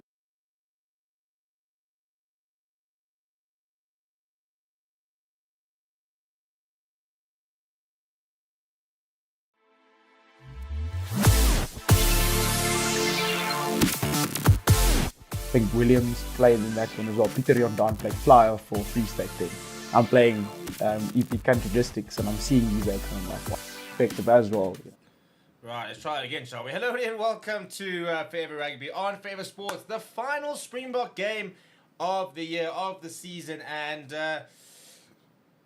should be a goodie. Should be interesting. I mean, in theory, we should dominate the game. You know, that's it's not going to be a game that should be particularly close, given how poor Wales are currently, given how dominant the Boks are, and given how strong we have gone. And busy looking at some of the team selections here. A very, very interesting Boks selection, and very interested to see how we play, because I think, you know, you've got to look at this game in 2 sort of reasons. Now, first of all, you've got to look at potentially giving players a chance, the likes of a Vilkolo getting a chance, Jordan Hendricks, Cameron Honeycomb off the bench, you know, another Low getting a start. But you've also got to look at this in terms of getting things right.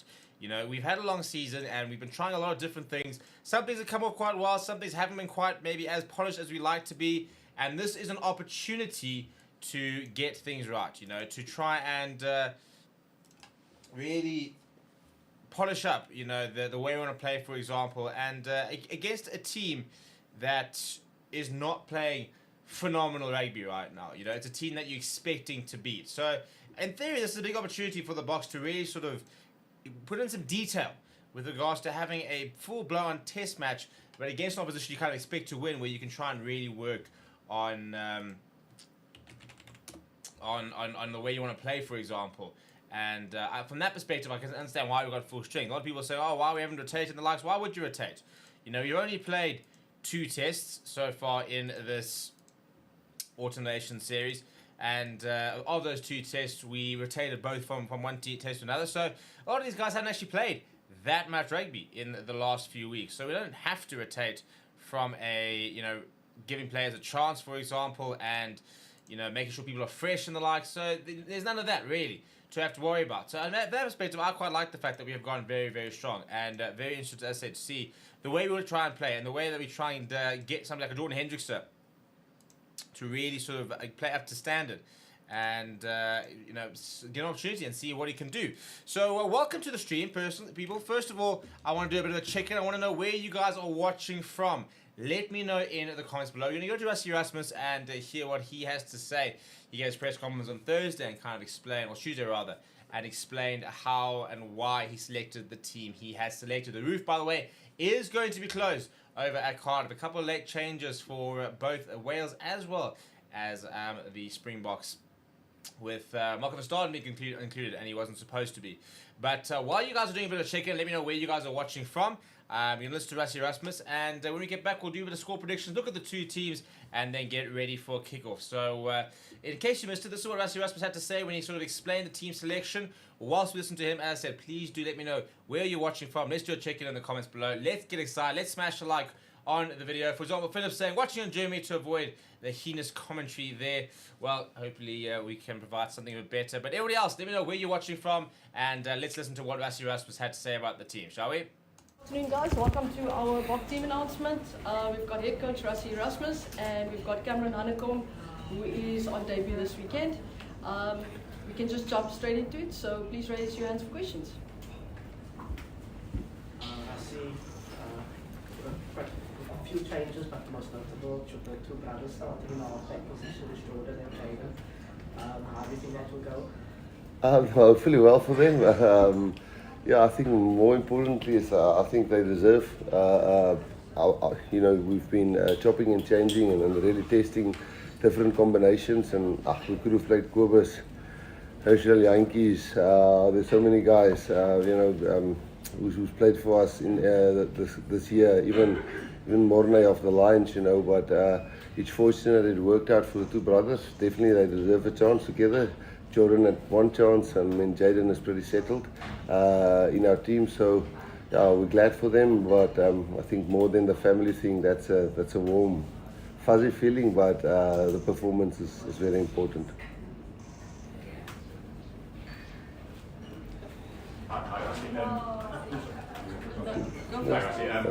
Obviously, different countries, different, but obviously there's been a lot of talk this week about where Wales are and those successive defeats. When you came in with the Springboks, they were at a bit of a low ebb as well. I was wondering if you could just talk about your experiences of how you turned things around with the Springboks when you came in. Yeah, as I always say, it's very tough to talk about other people's situation, but since you asked the question, I'll try and answer it as best I can.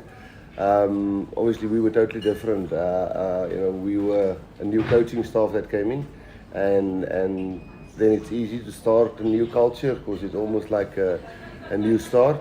But I think Wales is in a totally different scenario just for the sake of Warren can't all of a sudden become a bad coach with his track record.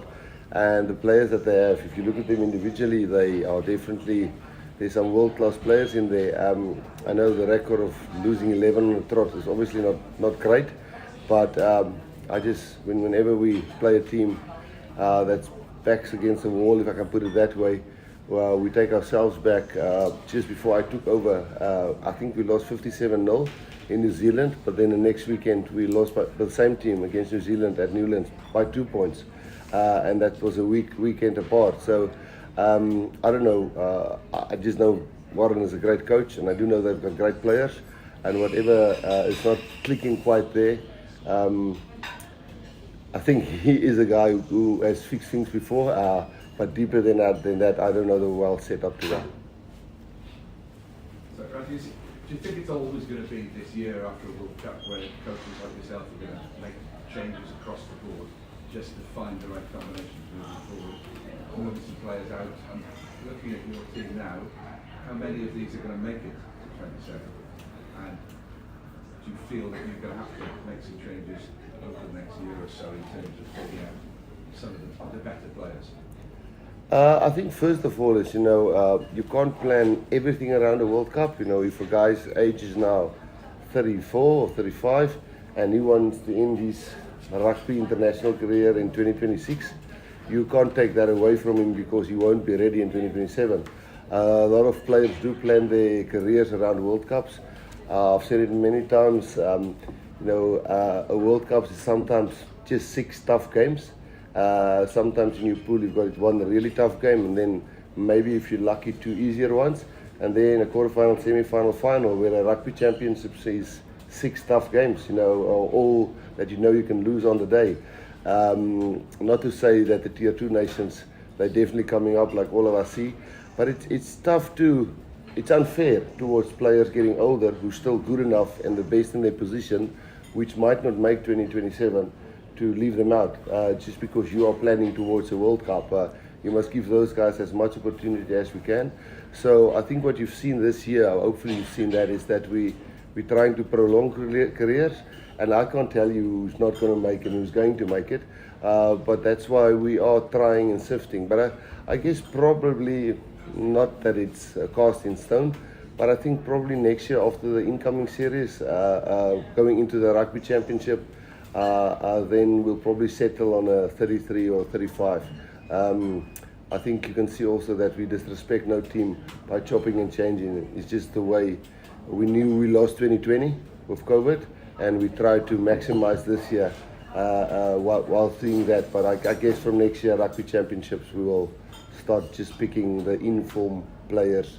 Not necessarily you can go deep to the World Cup. Some are still the best in the position, but might just stop in the year before the World Cup. Sorry for the long answer. Can I ask you one more thing? Going to take you back 25 years, your first visit to the Millennium Stadium. You turned up that day not expecting to lose. I actually think if you go back to that week, if you go deep into that week, there were strikes of player on salary caps and of salary income, and there was lots of distractions. But what I do remember very well is a centre called Taylor that ran over me for the winning try, and for us losing the first time, so I'm sweating, for us losing the first time in history against the Welsh in 1999, you know. So I can tell you one thing, there won't be a lack of respect from us to the Welsh team. Of course, just a little bit, some stuff that took us off task made us pay dearly on the field on that Saturday. Well, if you could maybe pay respect to the 25th anniversary and have a similar result, we'd be very happy. Yeah, but our people won't be happy back home. Rosie, you've gone head to head with Warren a few times. Have you, or will you reach out to him to sort of just offer your support, obviously, with what the pressure that he's under? Have you spoken to him ahead of the game yet? Yeah, we I think it was in Twickenham where we last saw each other. Was the match at Twickenham when we played Wales? Yeah, that's right. And that's where we lost. I can't remember the warm-up match before the World Cup. And we had a good chat there, you know, about the Lions series, and it's just how coaching becomes lonely and coaching becomes cutthroat, and you know, whenever somebody's under the pump, you know, you don't wish anything bad on that coach. And no, I wouldn't say I would love him to beat us, but I would love him to be successful, and you know, although we bumped some heads in the past, he's a rugby man through and through, and we've certainly had very decent discussions since. And I've got a lot of respect for him, and I hope he gets the respect from everybody which he deserves. It's widely assumed here in Wales that if you beat Wales on Saturday, that'll be it for Warren Gatland. Would you be surprised about that?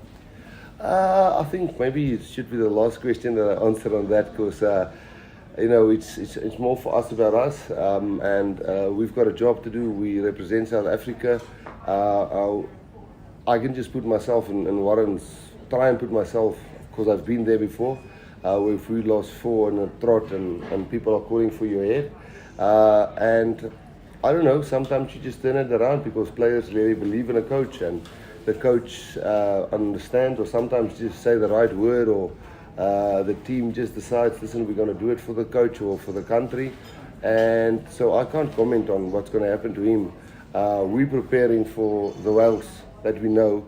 I think we've been on record many times. We find them very similar, like Argentina, for typical people who's almost like South Africans in terms of working hard, grinding, normal people in the street, you know, who support their team, who know their players, and the players who, we've always grinded it out, apart from the last game before the World Cup. So for us it was never easy. So we haven't played this Welsh team except once. We've played them I think 6 times since I've been involved, or 7, and I think we lost 4. So I don't know what's going to happen to him, but I know he's beaten me more than I've beaten him, or we, the team.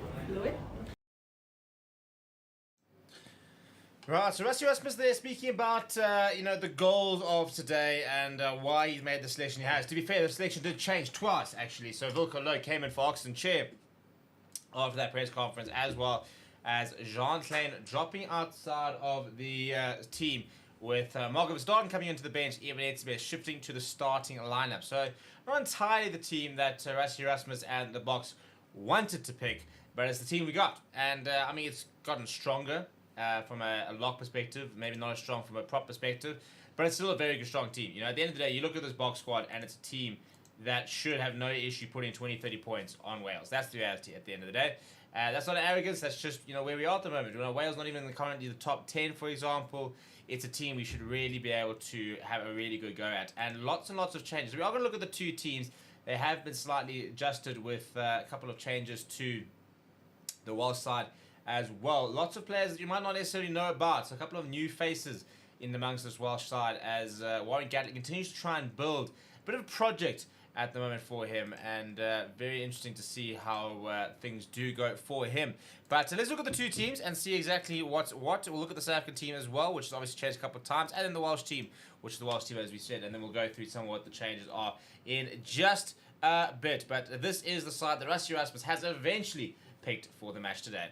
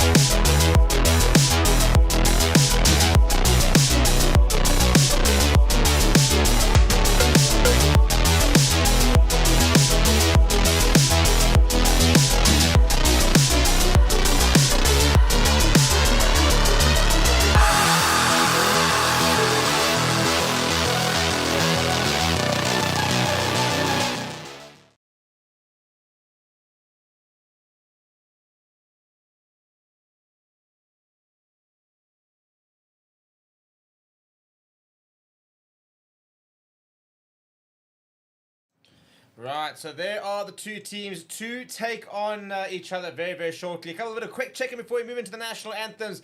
A lot of people checking in from a lot of different places. So we had earlier saying Sean watching from Thailand. We got Sanjay in Germiston, Henry from Rustenburg, and Philip say currently in Saudi Arabia. We've got everybody watching from all over the world. I want to get your score predictions, people, as we're about to move into the national anthems. The two teams are out. We will have kickoff in the next few minutes. Before that, we do have a national anthem to get through. When we return, we will have kickoff and the game. So last opportunity, get your score predictions down in the comments below. And when we get back, it will be kickoff.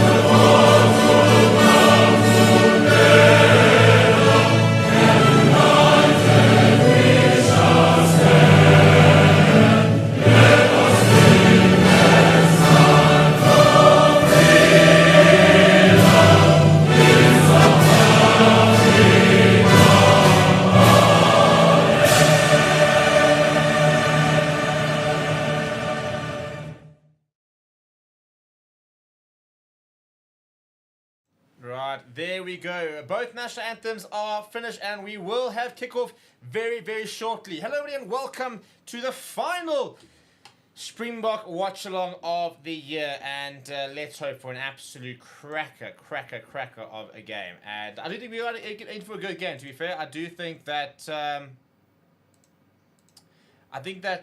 Wales at the moment are obviously very much out of it. By the way, Wales playing in white, and that is the whole sort of colour-blind sort of vibe, where apparently red and green, very, very similar if you do have colour deficiency. So that is why the Welsh are in their white kit, the Boks traditionally in their green and gold. You always sort of change the home team when you play in rugby. I don't know why, it's different to football. One of those things that just, they decided that back in the day, and they've kind of continued to go for it.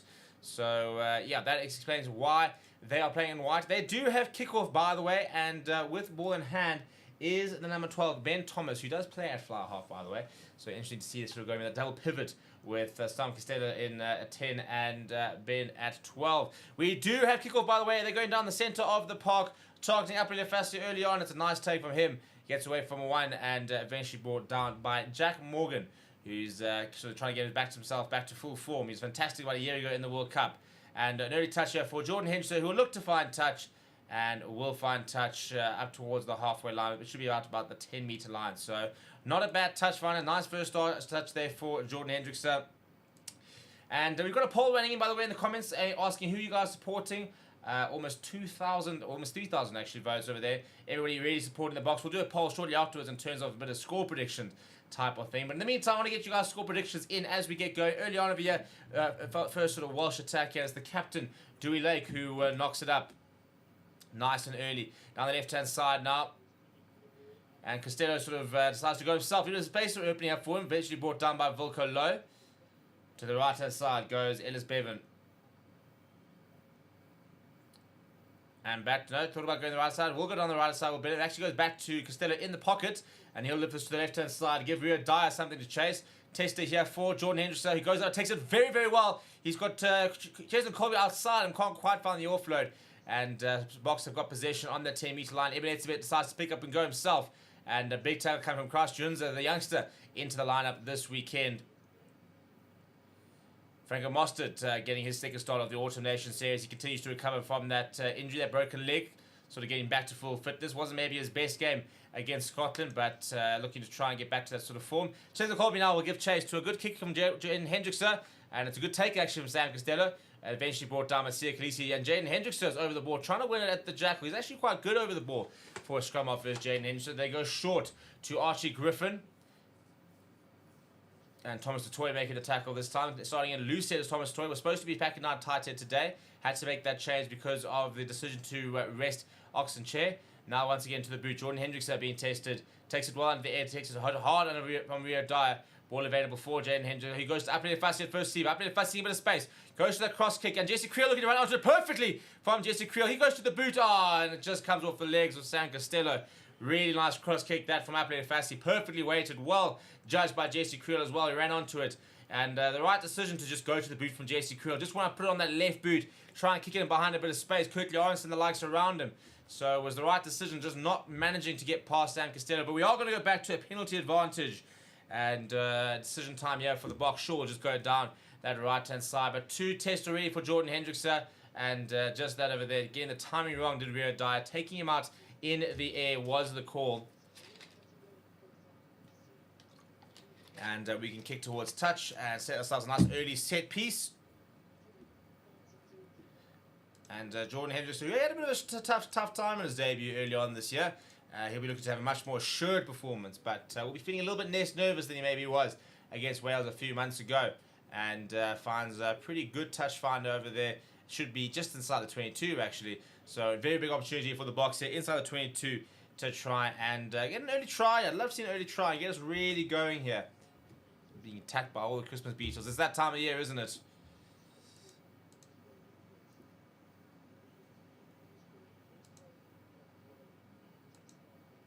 Right, to the back of the line out, and a good take from Alwood Low, straight down to Jaden Henderson, flat to Jesse Creel.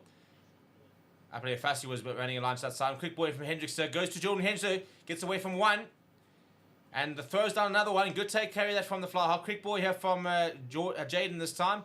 The 2 Hendricksons and the halfback pairing. And Wilco Low, turning off one, still going as Wilco Low.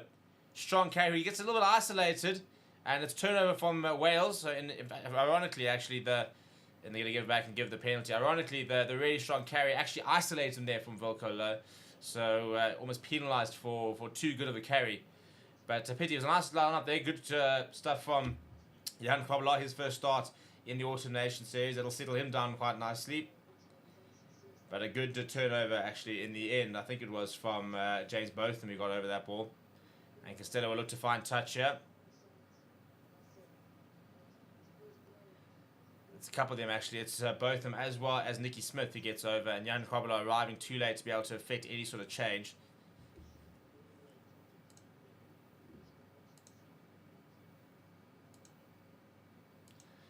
Right, Dulek with hand on the ball, and it's on the halfway, or the 10 meter line, actually, I think it is. Good take over there from, I think it was James Botham went back up. Now goes to the boot here, does Ellis Bevan. Couple of runners over here. Currie Arons underneath it. Currie Arons takes it very nicely. Runs into Archie Griffin, but spins away from him. So up towards the halfway line goes the prolific little winger. On the front foot at first receiver there is Jasper. Now Damien Delendi. To see a Khaleesi with a lot of space. Khaleesi pops up to Jesse Creel. 2-on-1 situation here. Jason Colby runs over Blair Murray into the 22. Quick ball here from Hendrickson. Franco Mostert. Oh, what a line! What a line. Franco Mostert, you absolute biscuit, you. Goodness me, that is good. Franco Mostert just runs the perfect line. Hendrickson aware to it. And straight through the gap and says, thank you very much. I'll grab my 4th international try. The perfect line, though, that really from Franco Mostert. And I think it was Will Rowlands who doesn't quite judge it. But it's just a nice little long pass there from Hendrickson. Is really good to hit to Damien Delendi. Now there's space. Bit of a 2-on-1 situation here. Khaleesi goes to Jesse Creel. Pops it up and does very well to Cheslin Colby. And then Franco Master just calls for so much space and straight through the middle. Far too easy. Warren Gatlin will be absolutely kicking himself watching that. But brilliant line being run by Franco Master. Really good awareness from him. And the Boks take first blood.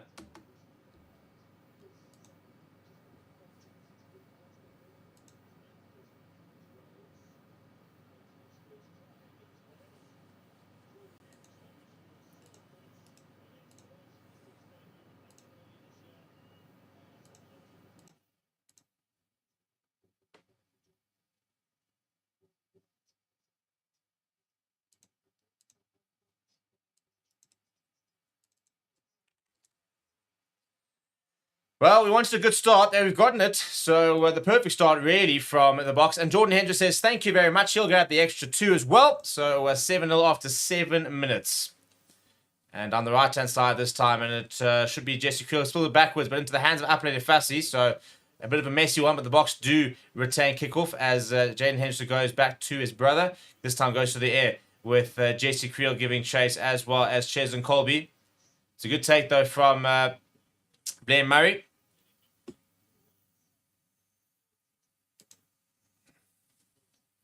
And Khaleesi, big hit over there. That time on Will Rowlands. Now back to the pocket of San Costello. He comes into the side today. A lot of pressure on San Costello. Puts it quite deep from BITDEFENDER. He decides not to mark it. Wants to go himself. Chip and chase. Lifts it high in the air in that left boot. And he's gotten the timing wrong. It's a good take from San Costello. But Albert Lowe is there. Big counter-attack coming. Big counter-attack coming. This should be turnover ball. Is turnover ball. Thomas Toy pops up to Damon Lenny. Nice hands. Eben Etzebeth gives to Currie. There's so much space. And Eben Etzebeth going inside. Oh, the locks. Doing the business. Thank you very much. Well, you know what? Eben looked and said, there's no ways I'm going to get outscored by Franco Master of all people today. Not on my watch. I have got a World Player of the Year award to win. So I'm going to grab a try of my own. And the Boks grab their second in basically as many minutes. Things you love to see. Things you absolutely love to see. Just so much space. And what he does really well, he gives it to Currie and then you can just see absolutely pumping his legs to make sure he becomes the option once again. And it's easy as you like for Currie who just draws in Sam Costello and then the ball back inside. In fact, it's actually Blair Murray. Meant he had no chance of ever trying to catch Eben. Very nicely worked from the Boks. 12-0 within the first 10 minutes. Kick to come. And Dewey Lake just sitting there looking around. A little bit of exasperation on his face on how easy that was for them. And this time, Jordan Henderson goes down the left-hand side. Not the best kick from him. Should be getting those.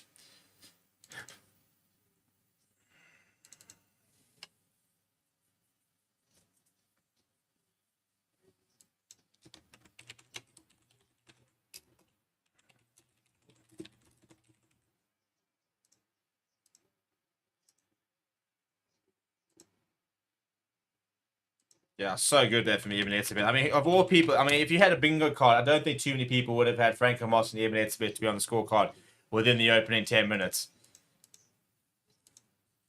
And we have a changer. So Sam Costello's going off. I'd assume that must be an HIA. Surely you're not making that change this early. Yeah, he's going down the park. So a change for Wales. And on comes Eddie James, the looks of it.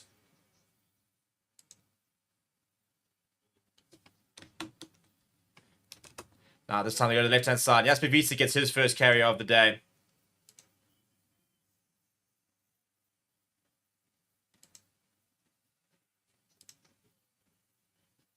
Now goes to the boot chair, does Jaden Henderson. What a start this has been from the Boks. 12-0 within 10 minutes. And they split forward to Wales. So Wilco Lowe dives on that. Turnover ball here for Jaden Henderson. He goes to Jasper Wiese. Pops up to Jordan Hendricks. Fires flat to Damon Lindy. Steps inside one. Steps inside another one. Henderson goes to his brother Jordan. Not the best pass. Goes to Jesse Creel as well to let it go and then retake it.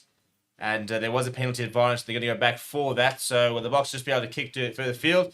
And you got a feel for the Welsh coaching staff. Warren Gatlin sitting there with his hands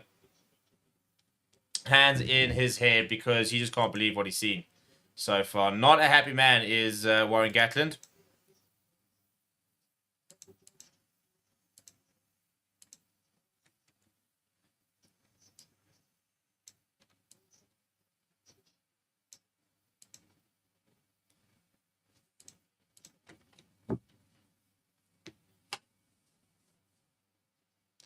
And the Boks progress up into the Welsh, just out of the Welsh 22.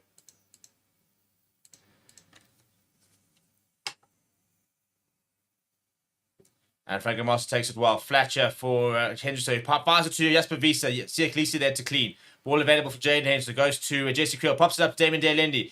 To Currie Lawrence coming around. Currie Lawrence wrapped up by Rio Dyer. Pick up and go. Coming from, I think it was Damon Delendi. Now Franco Mostert, first receiver, goes himself. Already got a try to his name as Franco Mostert. Now flat to Jan Krobelov. Good tackle there coming from Tane Plumtree.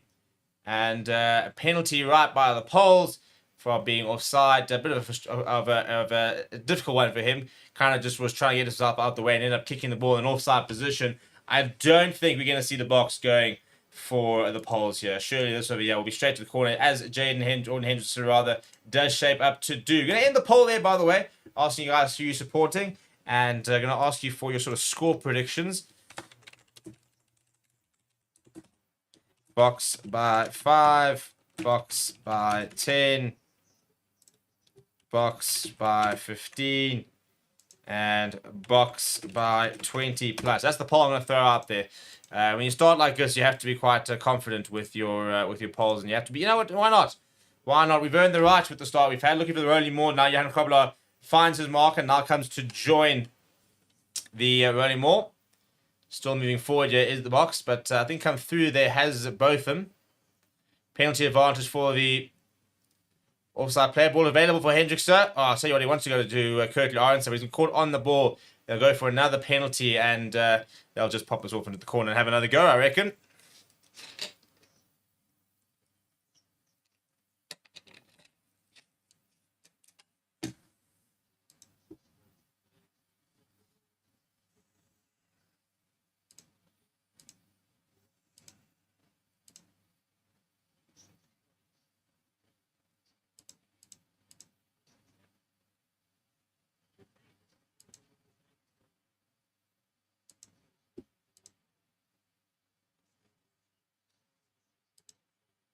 A couple of talking to you from the referee because he's not happy with what he's seeing from Wales. And they're just not being able to cope with the pressure, to be honest. It's as simple as that. Bit of a shake of the head coming from James Botham, but not really much that the referee can do here.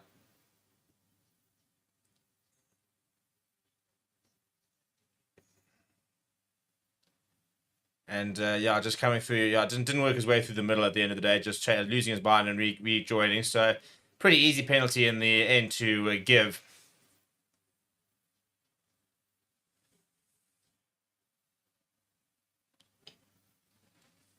Slide break and play here before we get going again.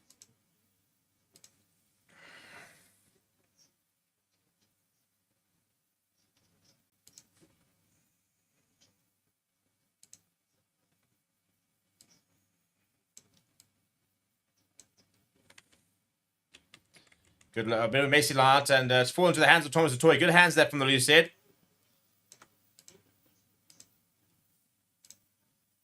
Still advantage for the Boks. Hendrickson, slow ball this time, goes to Jesse Creel. A couple of players looking to help him up. They're trying to hold him up here are Wales. And as the hold up is the call. And no advantage go back for the penalty advantage. The Boks will once again be able to kick to the corner and score a try here. This could suddenly start becoming a cricket score, which is just as well, because there is a both of them on the field. And I think the grandson of the great Ian Botham.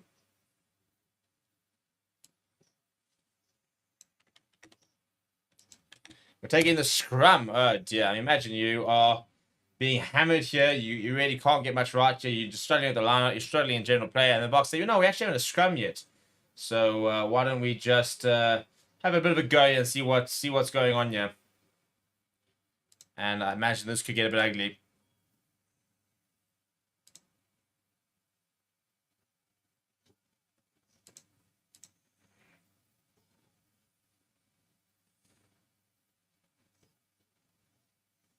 Hendrickson fields. There comes the shove. Working hard. There's Volko low. Not Thomas Toy trying to get involved. Ball's available there for Hendrickson. And the referee says, no, it goes down. We're going to have a reset. Says it goes down. Siaklisi's not going to argue just yet. Why would you? You're the Boks. You're sitting at 14 minutes. You've got 12 points on the board. You're on the ascendancy. You're on the front foot. Don't really see how they're going to really get into the game. Welcome, Dirk Johannes, the latest member to becoming a forever legend.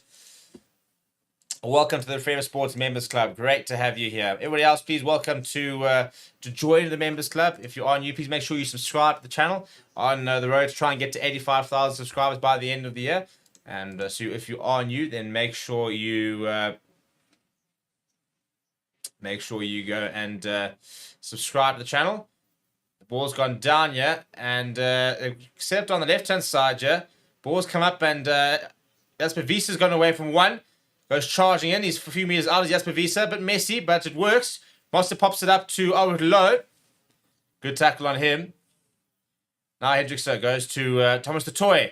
Scored a goal try against Scotland, so he'll want to try and add to his tally. Makes balls available to Jasper Wiese. Better defense this time from Wales. Hendrickson goes to Johan Krobelaar. Good pressure this from the box. Good ball retention as well. Back to Thomas du Toit. Just 2 meters out and setting up down the left-hand side. A lot of forwards. I think the backs will be quite ready to get involved here. Eben Etzebeth is stopped well. Siya Kolisi now. Siya Kolisi still going, and he's going to be held up here, I think. In the end, it's actually very, very good defense from Wales. As he got into a decent run there, Siya Kolisi, but they just basically absorbed the pressure, brought him over the line and held him up. So in the end, it's very good defense. Much better. Jack Morgan getting involved. Now, Jack Morgan was a player a year ago who I thought was a nailed on for the British and Irish Lions series. The way he was playing in that World Cup, the way he'd come through, for example, captain at youth level, and I thought he was going to be a big British and Irish Lions contender. He's kind of just dropped off a couple of injuries and hasn't been maybe playing to the bit. Oh, what a touch that from Siya Kolisi, popping up to Aple Fassi. But it'll be interesting to see how he goes today. Jesse Creel now decides to go himself. Right option, actually. And just outside the 22. As the Boks look to try and get back onto the front foot. Slow ball here for Hendrickson. And he pops it up. So he doesn't call. He almost gets away with one. Pops it back inside to Jan Krobelaar. Brought down by Blaine Murray. Ball available for Howard Lowe for to come off. He goes to Franco Mostert. Good tackle there from both of them. But ball still available for the Boks here. Come on, we haven't had a try in like almost 10 minutes there. We're slowing down here. Now Jasper Wiese. Penalty advantage here once again for the Boks. Bit of a free roll of the dice here. Damien De Lendi gets himself nice and low as he always does. Slow ball. The ball's actually on the Welsh side there. Eventually comes across to the England side. They said it was a knock-on. Another penalty. And unfortunately, I mean, I don't want to be that person, but you kind of feel that at the moment it's going to be an absolute matter of time until we see a yellow card for Wales because they just can't concede this amount of penalties in this such short pace of time. Just tackling Aple Fassi off the ball there. It's a good dummy run by him. And Max Llewellyn, the man who was penalised.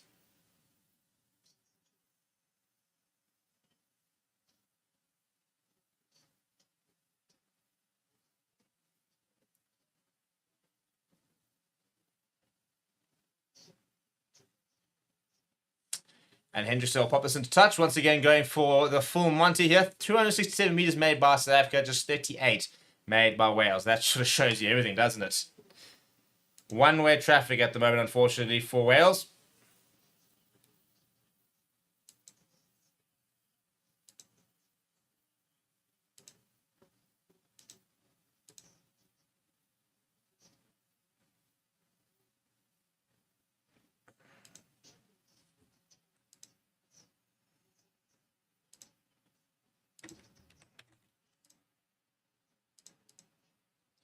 Dewey Lake barking instructions, and he's a good player, Dewey Lake, actually. I think one of the few players who could be in contention to actually go in that British and Irish Lions series from this Welsh side. Just doesn't get enough support really from around him, but nice player. And on his day, I think he's good. I think he's good enough, to be honest. I think they need more players like Dewey Lake. Ria Dyer is also another exciting player. Chunza, one for the future, but that's the problem, isn't it? There's far too many players that are for the future and not enough players who are really ready right now to be playing at the top levels. Mason Grady injured. I think he's somebody who's ready right now. Very, very exciting talent. Has everything he needs to be a top international. Right, Jan Krobelaar goes to Franco Mostert. Looking for the rolling more here on the Boks. 5 metres out, and it's well defended so far from Wales. In fact, actually, once is the call already. Hendrickson now looking for options. Damien Delendi is lurking. They do go to Damien Delendi. He pops it up to Chesn Colby. He goes to Upley Fussy. Long pass out, and Currie Lawrence has he got the pace? Steps back inside. Oh, it's too easy. It's too easy at the end of the day. You can't let Currie Lawrence run in and score tries like that. Far, far too easy. The Boks get their third, and this could get ugly. Very, very ugly. It's just a set move, really. A couple of players, a couple of runners in behind. Currie Lawrence has got all the space in the world, and then he just sort of skips inside, and it's as easy as that. Long pass out wide. He's got a lot of space, and instead of putting his hand down, bang, just steps back inside of Craig Murray and says thank you very much. And his scoring rate, which is already pretty prolific, continues to get even better.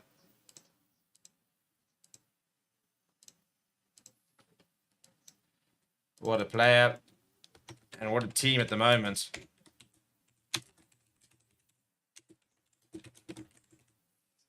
Hendrickson right about 5 metres up from the touchline. He missed the earlier one. This is probably a little bit more difficult, but should be very kickable. And he will split the poles. Very, very nice kick that from Jordan Hendrickson, who I think is enjoying his debut a lot more than he did a few months ago. And Sam Costello, by the way, is back onto the park after evidently passing his HIA. So 19 points to 0 after 20 minutes, and continue to score just under 20 points a minute. Hopefully we can go full that. That'll see us get up towards around the 80-minute mark. Would be nice, wouldn't it?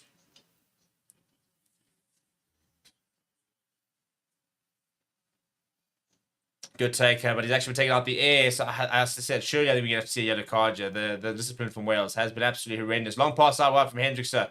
Upley Fussy once again going to that cross kick. This time a little bit overcooked. And they'll go back to the penalty. And I mean, as Wales, you've just conceded 3 tries, 20 minutes. You're now trying to be a little bit over-eager. Tackle man without the, in the air, and concede a penalty right off the kickoff. Allows them to go straight back up the field and have another go. Very, very poor from Warren Gatlin's side. I'll tell you what, he's under a lot of pressure about, with trying to get his side going, because they're not getting the results at the moment. And it's not even just about getting the results, they're just so uncompetitive. I think they're currently 11 games in a row lost. And doesn't find the touch there, does Hendrickson. So a big mistake coming from him. Costello then goes straight back to the touch. So it'll be up towards the halfway line. So in the end, not the worst result, considering where we were, but should have been a lot further down the park.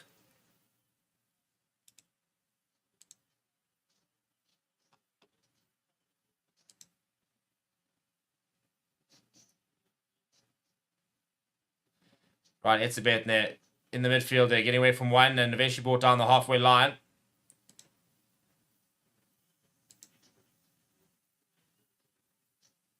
That's a really nice line being run by Jasper Visa on the halfway line. Jesse Creel.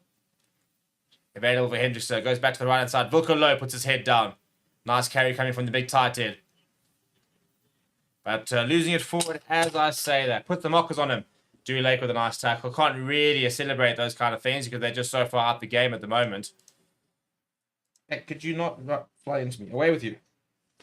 Christ, that thing's massive. I get eaten you on stream.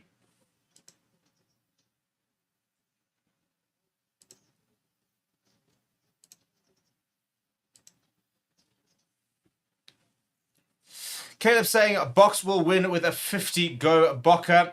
And Samsung is better, reckons 100-0. I'll tell you what, the way we're going, 80 could be on the cards.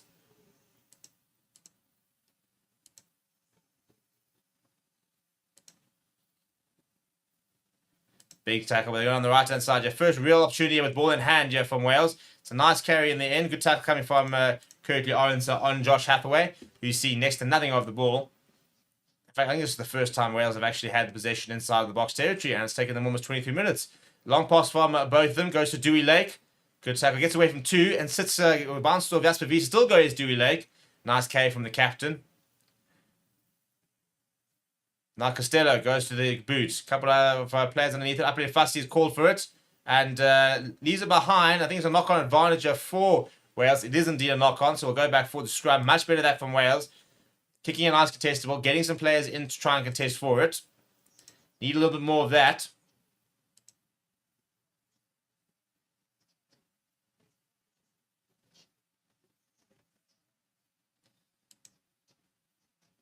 Instead of in the middle of the wars, he's just come back from an HIA and his kick just kicking his foot's running into Ibn Etzebeth running into his foot as he went to the boot.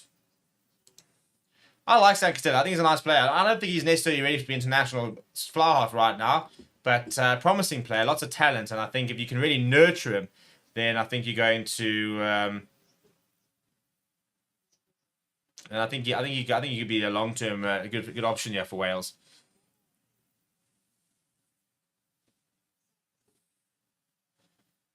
And it's gone down. We're going to have a reset. Gone down the other side there. This is the referee.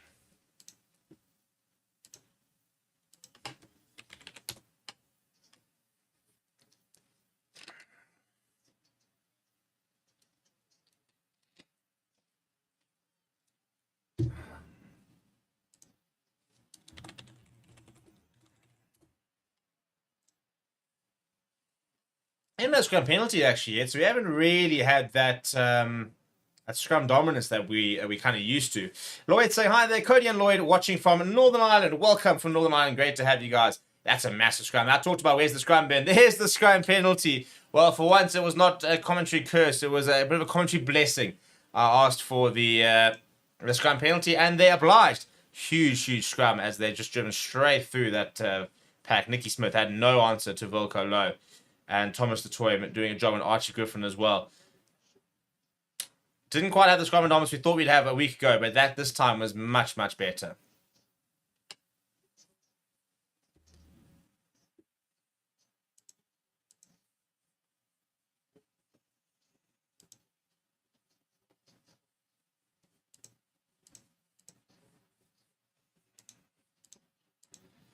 Thomas du Toit, I think somebody the other day was talking about the fact that, he's got a big tour for him if he wants to stay around. I think Thomas du Toit is going to be around for a while. Covers tight here, covers loose here. That versatility is absolute gold when it comes to being a Springbok. It is the currency, really, of Bok players at the moment, is to be versatile. So I think he's going to become a very important player for Rassie Erasmussen's coaching staff and playing well so far today once again. Ball over the top to Jasper Wiese. Jasper Wiese, oh, cheapest big hit coming from Jack Morgan. He does well to hang on. And back to the right-hand side. Goes to Colby. Gets the offload away to Jan Krobelaar. Ball's back inside to Ulrich Low. Ulrich Low, 5 meters out. Hendrickson now goes to Ibn Etzebeth. Lined up by a few. Ball available for Hendrickson. Goes to Franco Mostert. Solid carry from him. Ball available once again for Hendrickson. Looking for options. Goes to his brother Jordan. He wants to go himself. Not the smallest fly half around as Jordan Hendrickson. Packs a bit of a punch. And Jan Krobelaar on the angle. Almost fumbles it. Does well to hold on. Hendrickson now goes to Jesse Creel. Steps away from one. Takes into contact to a couple of forwards. Still 5 meters out here. Apple Fussy. Very good read there coming from, I think it was James Both and Tane Plumtree actually in the end. Now Franco Mostert once again back in the midfield as the Boks work their way towards the right-hand side this time. Hendrickson fires it out to Damien Delendi. Good phase played this from the Boks. 11 phases already. Now Fussy coming with a bit of pace. Good defenses from Wales. Ulrich Low just trying to sort of really grind down the Welsh defense at the moment. 7 meters out. 13 phases. Jan Krobelaar now.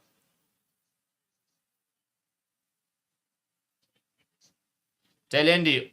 Chip over the top. Not entirely really sure why. Oh, goes back to the up there Fussy. Well, that's why. That is why.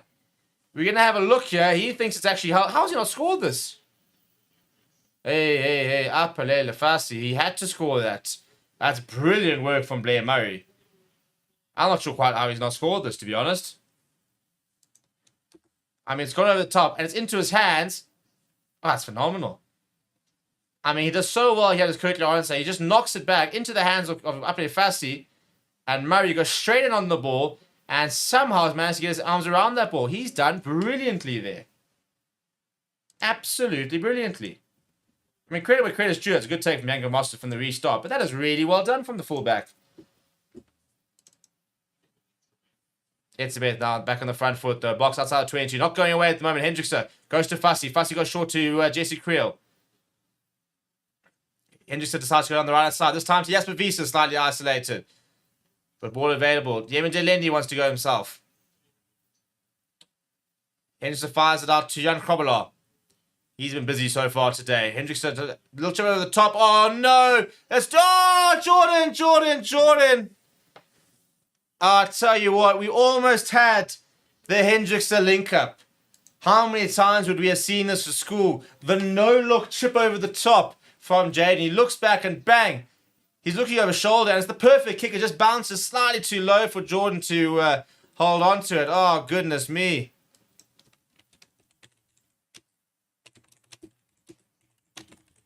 What that would have done to the internet if we had seen the brothers link up like that on the worldwide stage. Would have been naughty. Right, so Eben Etzebeth's going off, by the way. He doesn't look particularly happy. I think he's a bit injured. They're not going to take a risk on him. So I don't know if this is for an HIA or if that's going to be his box season done. And meanwhile, I've got the flipping Godzilla over here. Away! This thing's about this big. Right, it's going to be the end of Eben Etzebeth's game. He is limping slightly. I tell you who will not be very chuffed watching that. That is the Sharks, who will be banking on him coming back in the next couple of weeks to really give them a bit of a boost. But Mike just doesn't look too serious, to be fair. But he will take a seat, and okay, Sneeman now has come on. Wasn't supposed to start, was Eben. Was supposed to be Jean Klein. He was supposed to be coming off the bench. And interesting luck, I don't think the plan would have been for Franco Moss and Nestle on the full 80s. So interesting. I don't think they've actually ever really locked down together, Franco Moss and Arceus Sneeman, this kind of early in the game. I think came off together, obviously, in the Bomb Squad back in 2019. That's probably the last time they would have actually packed down together. So anyway, so scrum for Wales just outside the 22. So it's actually by the try line, not the 22, the try line. And they've gone down. So currently seeing 19 points to 0 after almost 30 minutes. We have slowed down the scoring rate a little bit.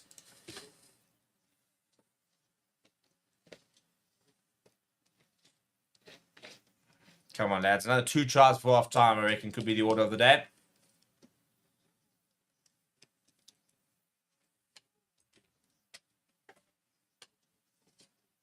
That's a nice hit. Ball comes in, and there's the shove, but they do well to keep him off. And Tame Plumtree comes off the back, wrapped up by Sia Khaleesi. Good tackle, but good carry there from Tame Plumtree. And John Plumtree's son, obviously his father coaching a lot of these players back in the Sharks, including both the Hendrickson brothers. Now Edis Bevan goes to the boot. In the end, a very good exit from Wales, but it does mean the Boks will have a line out just outside of 22, so still on the front foot, Joe, the Boks. They won't be too upset about that at all.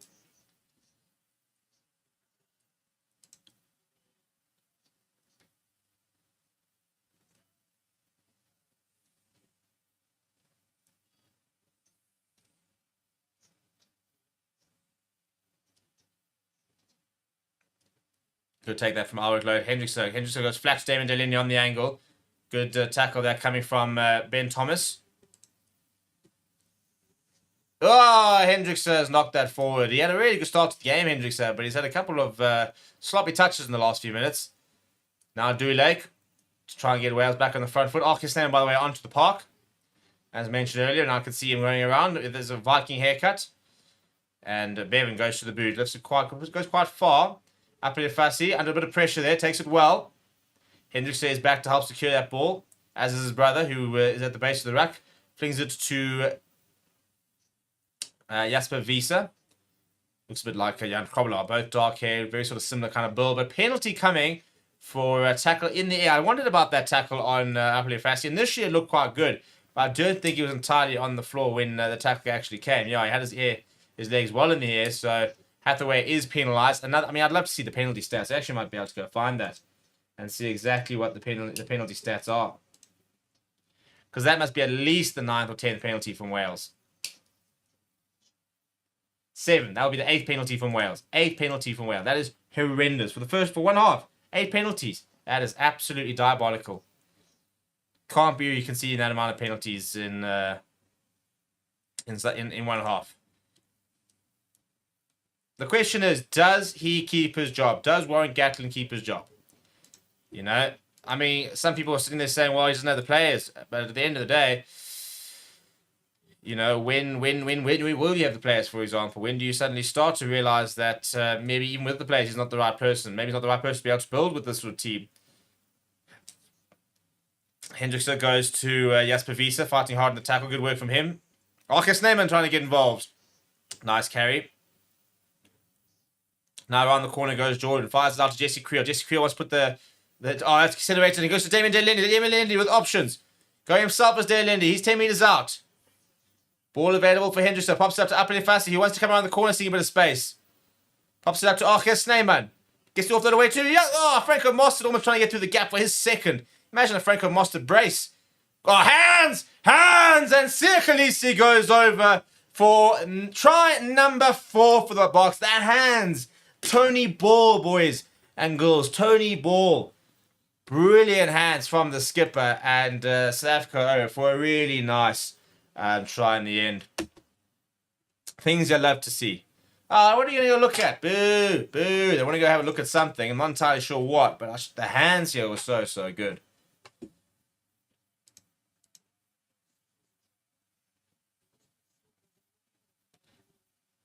I want to see if there's a knock-on in the build-up. I don't think there is. I think this is a fantastic try. Really hope this remains awarded. So looking at the ruck here, does Jaden Hendrickson knock it on in the ruck? I think he does, you know. I think he does. And before putting the dive pass up, and then a little tap on from, yeah, I see. As he's trying to get that ball out, definitely does knock it on. Oh, Jaden, that would have been so cool.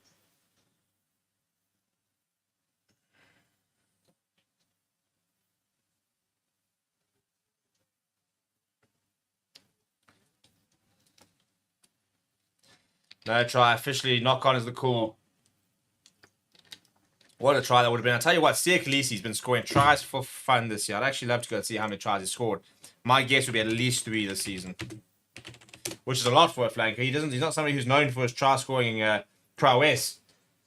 But if we look at this year, he scored in the autumn age. So he scored 2 in the Rugby Championship and 1 in against Ireland. Yeah, I thought so. I thought 3. I said 3. I'm not wrong. You know, fair. And I mean, to think he didn't score a single one in the World Cup, but since then he scored 3 this year. He's been prolific this year. How many tries has he scored in total? 12. 12 tries in 85 matches. Could have been 30, but unfortunately they're not going to coming from Jaden Hendrickson. Yo, that's a massive scrum. Surely, Mr. F. Oh, my goodness me. Archie Griffin was... pick up and go. Jasper Wiese, just short. They're 2 meters out. Pick up and go. And Elric Lowe says, thank you very much. I'll help myself to a try as well. And that's how you do it. You have a try chalked off. You have a massive scrum. Win the scrum penalty. Tap and go quickly from Jasper Wiese. He was inches short. And Elric Lowe says, well, you were just short. Let me just do the rest here. I mean, look at that scrum. I mean, jeepers me. It's brutal. It is brutal how Archie Griffin has been absolutely decimated there by Thomas du Toit. And then quick tap from Jasper Wiese. Pick up and go from Elric Lowe. And Wales, just no solution right now to the power game from the box. Actually, no much solution to anything right now. 24 points to 0. 35 minutes about to clock on here. With the kick to come from Jordan Hendrickson. I'd like to see one more try before half time. And he is going to make a change, is Ron Gatland. I think we're about to see Kevin Azarati come on because you just can't keep Archie Griffin on if he's going to get hammered like that. Can't. Yep, here comes the change. Been hooked for 5 minutes before half time. It's a tough day in the office for Archie Griffin. A really, really tough day in the office.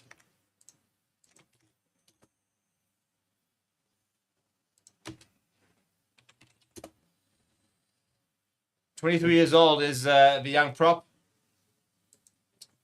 Plays his rugby in the Premiership, actually. I think he's at Bath. But unfortunately tonight, Thomas du Toit has done an absolute job on him. They actually played together, ironically. So he'll know Thomas du Toit well. But Thomas du Toit has given a bit of a lesson today. And, well, they won a penalty. I think it actually could be our first penalty we've conceded here from the box perspective. holding on is the call. Good turnover that from Jack Morgan. And I want to see, that is our first penalty we've conceded. That is just the second penalty we've conceded. They've conceded 9 so far. How's that for a difference?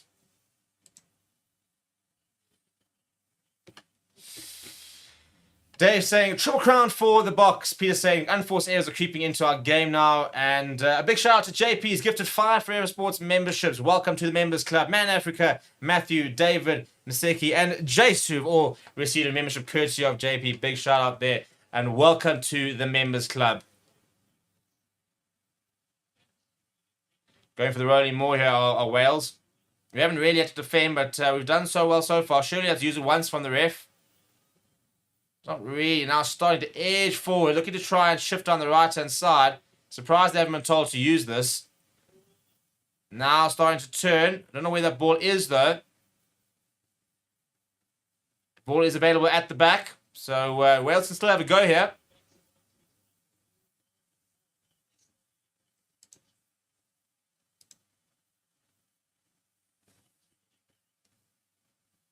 Ben Thomas, good tackle that coming from Damon Delendi. Albert Lowe trying to get over that ball.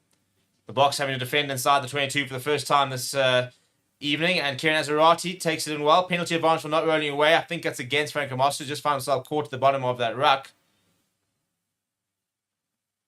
Take the points?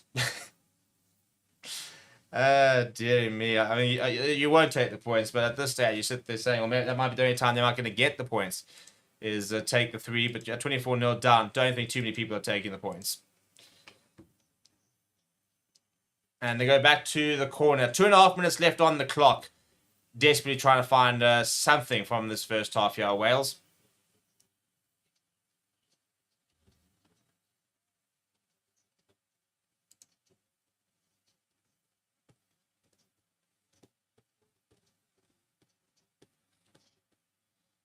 And they go to Plumtree. It's good to take from him. Saka's good up. No, penalty advantage here for Wales. So free roll of the dice, really. Dewey Lake. Decent carry from him. Makes a yard or 2. Now a solid carry coming from Nicky Smith. Thomas Toy all over that ball there.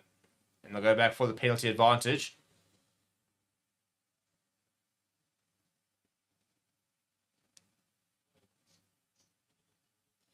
And I assume they'll just go back to the corner. Can't take the scrum exactly, can they? Not with the way that's been decimated in the last scrum. So we have to go to the line out, really. No other choice.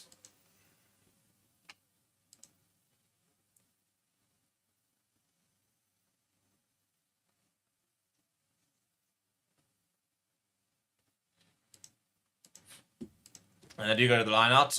Box haven't, I mean, they're trying to compete there, but very late. We haven't really contested particularly well for the Welsh line out. Will Rowlands the caller. And a quiet game so far as Will Rowlands hasn't really been able to get into it as much as he'd like. Good player.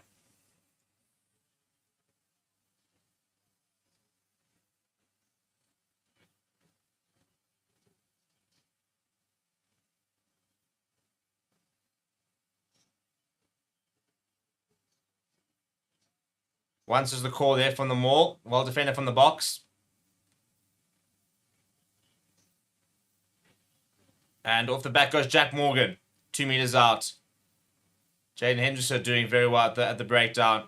Eventually gets cleaned out. Pick up and go coming. Just short here. Good defense there. Marcus Stone still up and go. Just short. That's great defense. I think it's Vilko Low. Ball's gone back. Just short. Jeepers me. That's 2 occasions where you just sort of seen the try line there and you think surely they're going to go over. And then bang. Door is shut. And another time. Good defenses from the box. Really, really good defense. Once again, really solid defense. Not getting an inch here, Wales. You're going to go to the back line here. Ben Thomas, and it's a horrible pass. And JC Creel's come out so well and put him on a bit of pressure. Now long pass out wide. You're going to ask Rio Dyer to do all the work. You've got a penalty advantage there. Look at the pace from Rio Dyer. He's going to go over. That is brilliant from Rio Dyer. He has got so much pace. And as soon as he got on the outside of Jordan Hendricks, I don't think he was ever going to catch him. He's done really well there as Rio Dyer. I said a couple of these players are good enough. I think Rio Dyer is one of them.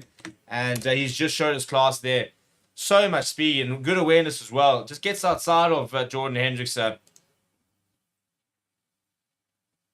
You can see the long pass out there to De Beat, and bang, puts the hand down, and Apple Fassi has to stay committed because you've got Josh Hathaway on the outside, and Hendrickson just can't get to Rio Die in time. Currie comes across to make a half tackle, almost manages to hold him up, but then just as he's going over, manages to dot the ball down for his try. And that's something for Wales to celebrate on the cusp of half time.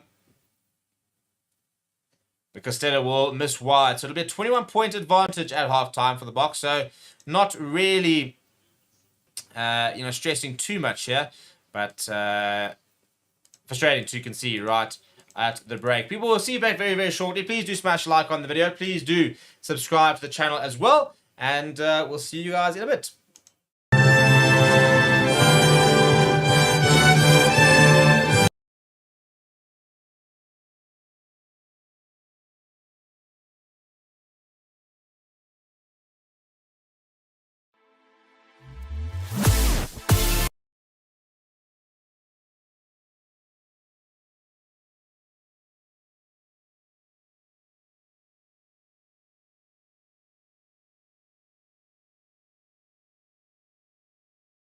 Welsh, Irish, French, Northern Hemisphere perspective. And now I think we're getting into an era where the rugby is becoming a lot more competitive, a lot more technical, and the guys are actually having to come up with brilliant ideas to actually win. Ron Williams' try, which was phenomenal in the fact that our lineup in itself as well was just good there as well. So yeah. So this sort of try, this is instinct, isn't it? Rusty talks about every player has a party trick or something like that. I mean, this is just a bit of individual brilliance. Yeah. You can coach to a certain degree in terms of, look for a player where he's going to shift this thing, but this is so much of this must be just natural instinct. Yeah. No, I think it is natural instinct, but also, and this is the conversation that we had earlier when we chatted about, what are the types of players that you need within your team to change the outcome and also to have a knock-on effect. Yeah. Remember, England scored first. We're under pressure in the sense that now we need to change certain things up. That sequence is there, and obviously we'll chat about the chess on time. We're not going to analyze the game in sequence, but Grant's try literally put us into a different trajectory in the context of the game. So obviously, I think from a England perspective, you would have loved, a little bit of better defending that takes place here. You've got your big oaks on the outside there, so it's not necessarily, the best that they could have asked for. So the three players that are here, that's tough. It's difficult to, go up against a Grant Williams that is able to not just. I mean, those two players there. You got Ellis Gaines there. I think that's Mario Toja and Jamie George. Yeah. So you've got three tight forwards up against one of the fastest number 9s in the world. Yeah, and also from a defensive perspective, England typically have that type of structure where they would have a lock forward or loose forward. Either they'll have a prop tight head forward or someone that's in there. So that's typically their set of it. So it's just unfortunate that I think they were not aware of the situation in the sense that Grant actually will have a go. Yeah. I think again, I don't think Jaden Henderson's having a go. Yeah, for example. Exactly. So they are again the question of and re-unlocking a bit of that. That there is that what coaches coach and what players in the game experience. Because sometimes what happens is players don't in the game, naturally kick into their defensive modes and stuff. They sometimes see what's in front of them and then they react. So Grant is sometimes a player that doesn't react. He's someone that preempts certain things. So he preempted that he's able to do that. And some can argue that's him reacting to the scenario. But if he doesn't have the natural ability to make that decision and back himself, remember there was a clip where Rassi said to Mani, just have a go. And that's the same language. Have a go when the opportunity presents itself. So if you're a player, coach, or fan out there, and that will maybe also just in terms of not being too coached, having that license where they have it. But that is coaching. Yeah, I'm saying, the game plan is not not rigid enough, which is that you can't, take it on, type of thing. Not so much in this situation. You will always pass the right or whatever. You will always go and give it to, Yeah. So England had assumed that he's going to go to PSF. That's the read that they've made. Yeah. And because that's the picture that we've painted to them in Yeah. different games. So you've got to remember when you're analyzing scenarios. Remember, teams have their own analysts that look at different patterns that teams have played in the past. So typically speaking, here, what we normally do is we'll have, and you will see their Manis at the back there, Ock will be there, and then we've got Volker there on the outside. Typically speaking, Peter Steph will either have a go run straight at the guys, or you'll just pass it out the back to Ox, and then they're the secondary ruck that we take, or second ruck we put up there, then we just the same side again. But now, Panthers made the read that they actually have a sniper that went up. So their sniper went too early because look at how far, look at the distance between, if you're like coaches or players, look at the distance between your sniper and your next line of defense. It's very good sniping, but if it's inaccurate, these guys need to be aware. Because also, in theory, if an Oxford chair was over here, there is a pass there as well. Yeah. And now there's a big gap that's been created there as well. Yeah. So, in theory, so that is not early. If there was another player there, then Grant would have the option of sniping or that flat pass. And that was something like an Alton Yankees or Miney, but really loved when they got to the quickly, that delay of pass and then playing behind that rush defender. Something that Jonathan Sexton was able to do profoundly well with Ireland. And again, we're talking about two different sides. And England beat Ireland. And what had typically happened, and I don't have that video footage, but typically speaking, they don't have a Grant Williams. Yeah. Ireland don't have a Grant Williams that's able to identify that we can't play that pattern at the moment. So they're still struggling to find that, Conor Murray, where back in the day he was able to have a go and actually make a nice run. Yeah, I think Gibson Park, different type of player. And Ireland's system, Gibson Park's probably putting a player through here. Correct. Different type of player. Correct. Not saying that he doesn't have a go. Yeah. Not saying that doesn't have the ability. It's just that England were able to outwit them because they were able to pull off their options. South Africa obviously has got a Grant Williams in the pocket. So yeah, that again, Grant's physical ability also is good. Sometimes people talk about small players. I was one of them, and sometimes the players now are strong in terms of their leg work and core as well. So great work by Grant Williams there. And then now as an England fan, you must be looking at this going, because I was commentating and I was like, oh, where's the support? My immediate reaction is, where's the support? He's made the break now, but 1, 2, 3, 4, 5, 6, 7, maybe even quarter. There's just England players here. The closest player over there, I think this might be Marnie. Who's jumped over there. So there's Marnie. Yeah, Marnie's the closest South African player. And right now he's not even he's not in the picture. No. So Marcus obviously is the closest defender to Grant at the moment, and then Freddie is obviously here. So typically speaking, in this defensive player, similar comments should be made. So Marcus need to chat specifically to Freddie and say, "Hi Freddie, I'm going for the player. You are basically my backup."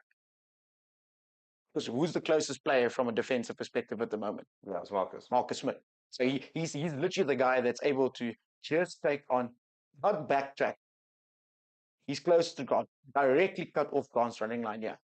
Because what happens? There's a guy there as well that can back up there. If Grant steps that way, Freddie can make it. I suppose if he steps inside, then Freddie Stewart he's got the time to get across there. If he does drift further away from Marcus Smith, then you've got an Ollie Larson coming across here. So if that scenario that's there.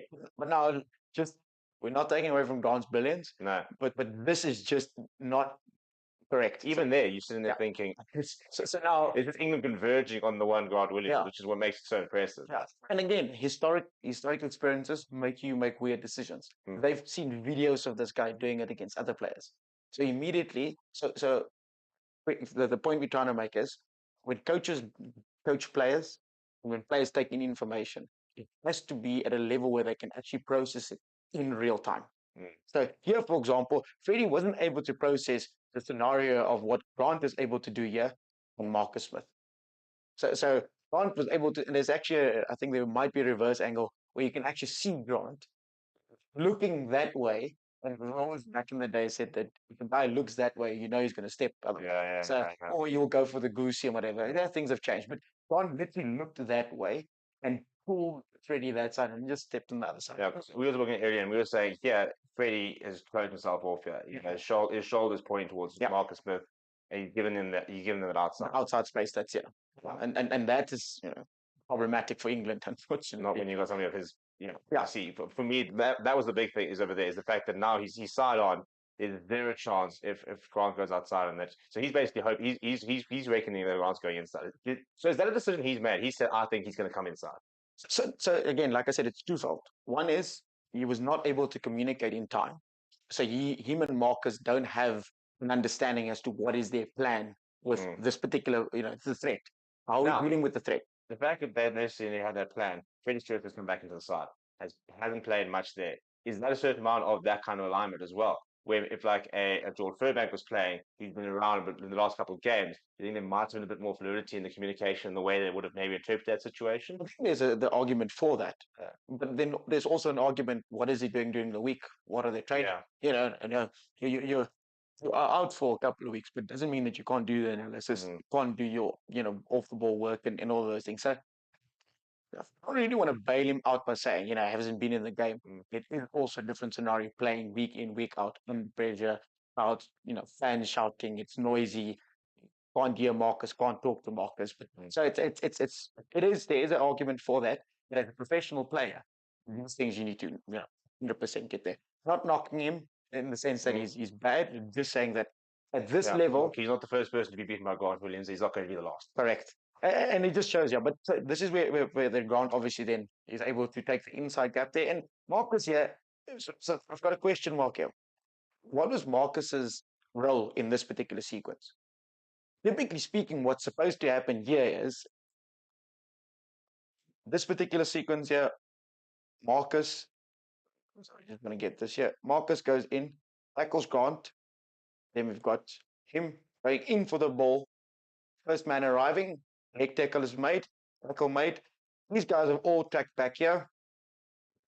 Turnover ball, South African trouble. Only Cheslin that's here on this side here. But only one guy coming back this side. All of our forwards are all packed on this side. So if that scenario there, it's in England's favour. Marcus makes a good leg tackle there in that scenario. Freddie goes in for the steal or get a penalty, which is better. These are. I mean, that situation, you're not going for steal. You're going over there, putting your hand in the ball and saying, "Ref, he's not releasing." Yeah. Outcome should be favourable for you in any case. So good leg tackle, guy on the floor, go in for the steal, and that's what good teams do. They literally turn you over when you think. Remember, Springbok fans were like, yeah, we're the support, but there are other Springbok fans that are also out there. Try time. Yeah. You know what I mean? So now that disappointment is there, and I'm sure the family and everyone at home would have been disappointed if Mount was tackled the turnover. Yeah. And in another way, English fans would have been happy because now on the other side, you have a try scored by the England team. So that's a Grant Williams try, and that was just phenomenal in terms of that. It's just brilliant. And again, the two sides not able to read the situation properly. England now, South Africa made a defensive error early on in that earlier try. England has made a defensive error because of communication between the players not being as effective as it's supposed to be, as well as the execution of the skill set. So attackers were good at understanding space, moving out, and also knowing when to either pass in the previous English club when they went down the corner, or in this situation where Grant was able to obviously accelerate into space, identifying it, and being good at obviously scoring the try in the end. So from a defensive perspective and attacking perspective, those are things that we just try to highlight now and saying that on attack and on defense, you need to be able to understand how your clear comms are in place. How does your players prepare during the week so that they can actually get the right decisions done, and your skill set and execution, which obviously was phenomenal in that one. Yeah. So that was brilliant. Yeah, from Grant Williams. I do know that you want to chat a little bit more about some of the controversy of disallowed tries and stuff there as well. So let's maybe chat about this England disallowed try. I don't know. It was. Yeah, I don't know. What's your thoughts on this specific one? And we'll obviously go through it. But just give me your thoughts on this specific one. Yeah, so I mean, it's an interesting one because look, I feel like we got bailed out hardcore here. The neck roll that came in because if you run it forward a bit, this is one of those scenarios as well. As an England fan, you're watching these pictures, you're seeing that, and you're thinking that has to be a try. Yeah, because you've got I mean, you've got one person on the right side of the poles. Yeah. I mean, that's the other way, but yeah. yeah. You could park a couple of 5-ton trucks in between. Let's do that. Yeah. Let's just identify this. Show everyone this the space here that this open. Yeah. And it's still another player over here as well, which is worth noting. But Yeah. So all of those England guys are all in position to able to actually just play on the outside. now this is just a couple of phase play, and that's what everybody talks about. Earning the right to go wide. Yeah. Because England have now gone over and over and over again, and there's so many players in that they've now got to this space. So I think this is a clear example of why people say you've got to earn the right to go wide, and why you have to have phase play and pick up and goes and quick pick up and goes, because pick up and go sucks in 2 defenders, another one's 2 defenders, and whilst the other 2 defenders are still standing up, you've engaged another 2 defenders type of thing. But also, this is why your breakdown is important. Breakdown technique is very important. I mean, this year disallowed because there was ill discipline. So if you're not accurate when you have to be within what they call the green zone, some call it red zone. So basically the 22 meter. So this is so in soccer they do it a lot. They look at conversion rates. How many times are you within the specific scoring rate, and how many times you're able to actually successfully execute? And that means you're flawless. Able to. Right, and we are back for the second half. The Boks leading 26 points to 5, and could threaten to get a big score if they continue in the same fashion as the first half. And good old boy, that's Jasper Visa running it down. We have an early substitution for the Boks. Ian Etzebeth went off about 10 minutes for half time for Arceus Snyman. Meanwhile, Archie Griffin was replaced by Kieran Azarati because of the success Thomas du Toit was having at scrum time. Little space on the right-hand side. Alred Lowe does very well up towards the teammate line. Quick ball from Jaden Hendrickson. Up in the passy, back to Jaden Hendrickson. Looking for options, gets it back inside. Short ball, Currie answer. Back inside. Oh, up in Fussy's left it behind. It was in touch anyway, to be fair. Tell you what, it's been a really good game from Jordan Hendrickson. I've been very, very weird about the comments about Hendrickson. He's played really well today. He's been crisp. He's been aware. He almost a brilliant try assist between him and Jordan earlier. So he's been good today.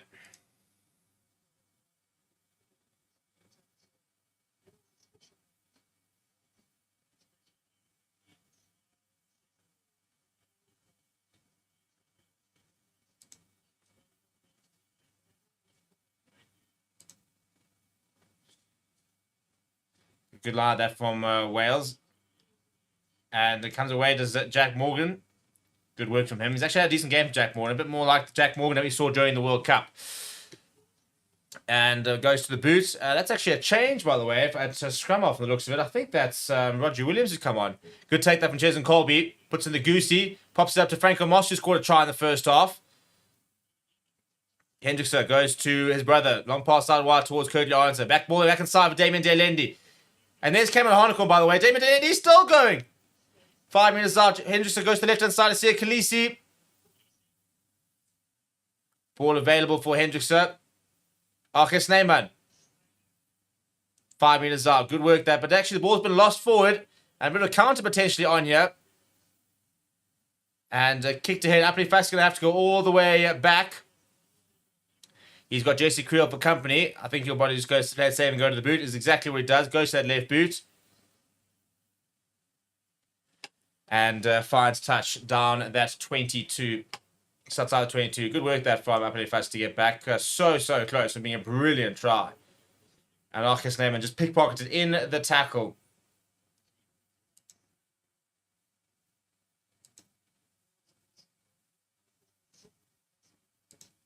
Right, so at halftime, before halftime, we'd asked Boks by 20. Well, we'd asked what the score predictions are. Boks by 5, Boks by 10, Boks by 15, and Boks by 20. And Boks have actually won that line out. So it goes to Jordan Hendrickson. Damien Delendi just knocks it forward. Sloppy. From Damien Delendi. He's a lot better than that.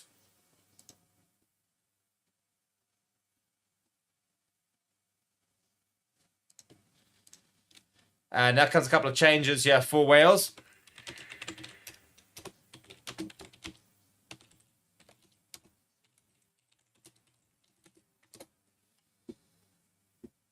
to be fair, they need a lot more than a bit. You're going to basically need to replace the top 15 here for Wales if you want to try and compete, to be honest, the way that they've been outplayed so far this evening. Eddie James, by the way, is back on the park, so it looks like Sam Costello is off for good.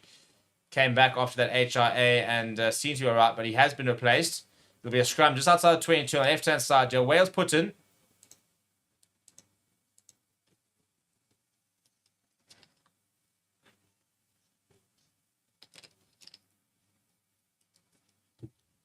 And here comes the bomb squad. Well, it's a brand new front row being prepared. Vincent Koch, Malcolm Marks here at Steenkamp. They'll come in after the scrum. Once we eventually get to it. So Cameron Hanekom, by the way, has come on at flank. Very interesting. So he's replaced Ulrich Lowe. Now, we could see Marco Verstappen replace Sia Khaleesi later, or we could see Marco Verstappen replace Jasper Wiese. I'd be very surprised if he were to replace Jasper Wiese.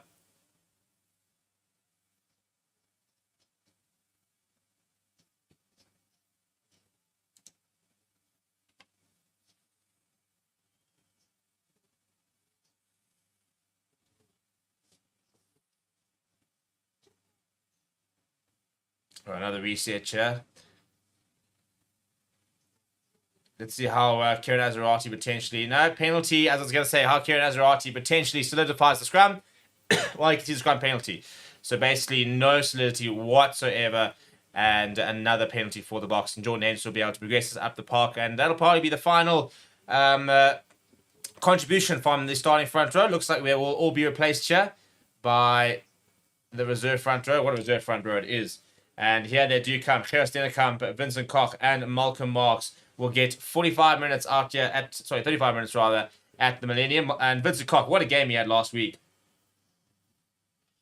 One of the top cameos I've seen coming on for the Boks. Really, really, really impressed with what he did.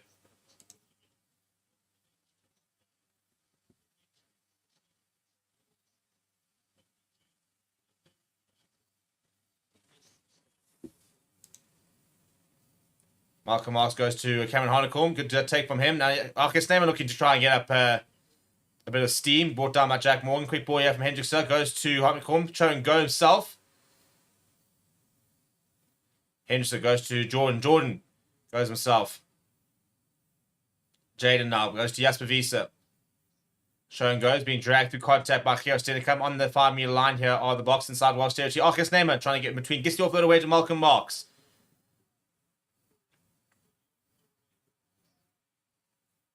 Ball available here for Jaden Henderson. Ball goes backwards and Jason Colby goes straight through the middle. In fact, it's Currie Lawrence. What's he doing over there? He's decided to come in field. Now here's Jason Colby. One scrumming up to another. Up towards the 10-meter line. Good work there from Currie Lawrence. Seeing a bit of space and taking it. Arcus Neyman in the midfield. Gets away from one. Brought down by another. Just outside the 22. Hendrickson, quick ball. Goes to his brother. To Jesse Creel on the angle. Gets away from one. Jesse Creel pops it up to Uppity Fast. He steps inside. Gets it back to Jordan Hendrickson. He sees a half gap. Closed by Azarati. Jaden goes to Cameron Hanekom. Good work from Franco Master. Not quite good enough. Slightly isolated. It's amazing. And especially in this game, you are half a second too late and you'll lose that ball. Cameron Hanekom just getting slightly isolated. Didn't quite have the support around him. Franco Master a little bit late arriving. And another good turnover that's come from James Botham. He's actually a couple today, to be fair to him. Right, here comes the number 19, Freddie Thomas, onto the park. One of the sort of project players here for Warwick Gatland, 23 years old. Plays his rugby for Gloucester. And I think he's actually English qualified, to be honest. But he's been playing there all his career. Has never really actually played in England. I think he actually played junior levels, if I'm not mistaken, for England.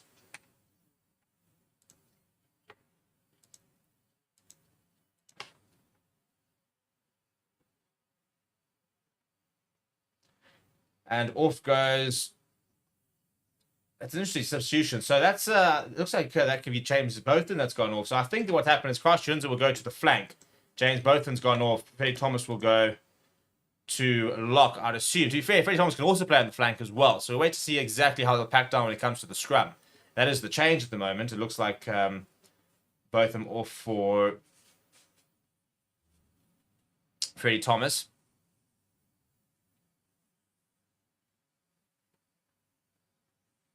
And Wales find touch up towards the halfway line. Yeah, so Will Rowland's still in the park, so it does look like it is both of them who's gone off. I don't see that red scrum cap lurking anymore. No, there is the red scrum cap. I'll take it all back. It was Jack Morgan maybe that went off.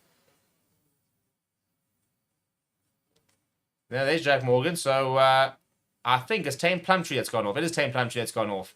So we'll have to see how that might rejig. Anyway, ball over the top, and it's really well taken. That's brilliantly well taken by Currie Arendse. Under a bit of pressure, ball squirts out, and Hendrickson gets it back to his brother. Starts to go to the boot. Listen high in the air. Jesse Creel's going to give chase, as is Chaselin Colby. And they're coming down on Murray. Massive hit there from Jesse Creel on Blair Murray. Big pressure as well, but Wales do well to scramble and secure the ball. They go short. Been a lot better so far in this opening 8 minutes, have Wales. A lot more competitive. Managed to keep the ball quite well. Much better ball attention in general. And now going to the boot here is Ellis Bevan. Puts that quite far. I think this should be uncontested from up there if I see it is. Steps away, but hangs on, does Rio die. Now, Chaselin Colby floating around. Chaselin Colby still looking to try and straighten. Gets past a couple. Presents well for Hendrickson. He goes to Kerstenkamp. He gets his first carry of the day. Just behind that box 10-meter line. Back to Jordan now. Goes to Upper Fussy. Fussy goes to the boot. Not going particularly far. And Currie goes it back to Damon Lendi. His pass just behind Sia Khaleesi. Throws it back in field on the bounce to one of the Welsh players, actually. Freddie Thomas. But I think a couple of knock-ons over penalty, in fact, for offside against the box. So getting a bit sloppy at the moment, Joe, the box. Not quite as accurate as you were in the first half. Haven't started the second half with the same sort of intensity we started the game with. So just need to get into the game a little bit. Try and just calm things down a little bit as well, you know. No need to be frantic. You don't have to force the issue. Go back to basics and the tries will come. Don't need to overplay. Don't need to try anything too fancy. You just keep things simple. Go to the basics. Go to the power game. And things will fall into place. In terms of the bench, we've got a lot of players on the bench. No Kubus Reinach or Andre Pollard just yet, nor Marco Verstappen, but 5 forwards already on the bench. Cameron Honeycomb coming on in the 41st minute to replace Albert Lowe, who scored a try.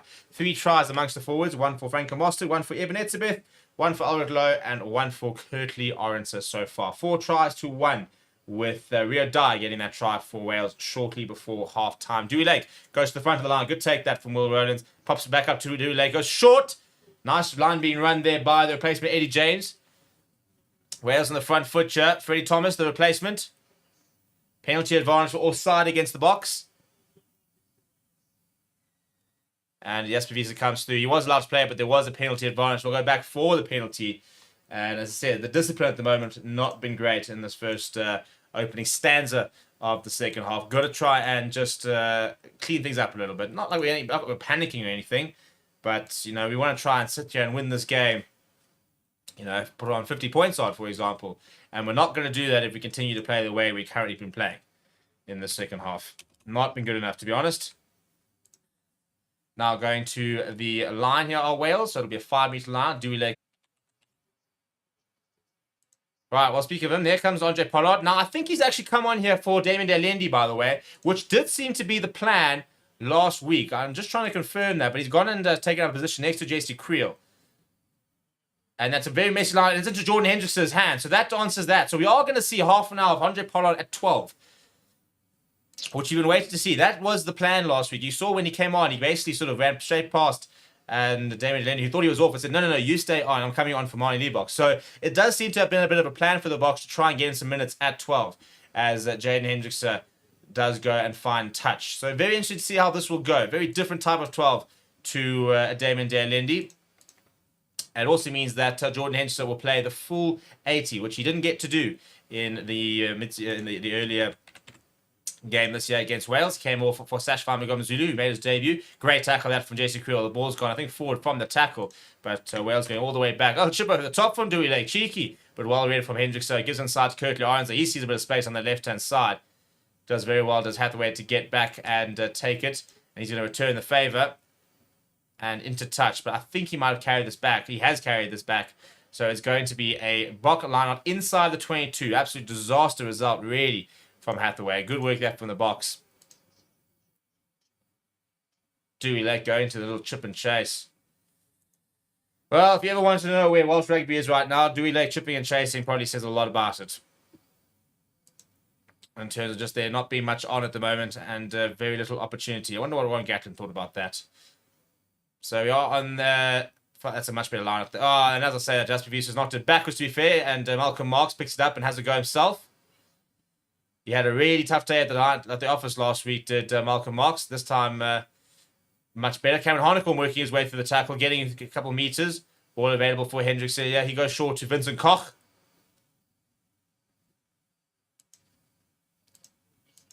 Now Wiese getting into the 22. Such a good ball carrier with Wiese. Now Arches Neyman presents well for Hendricks.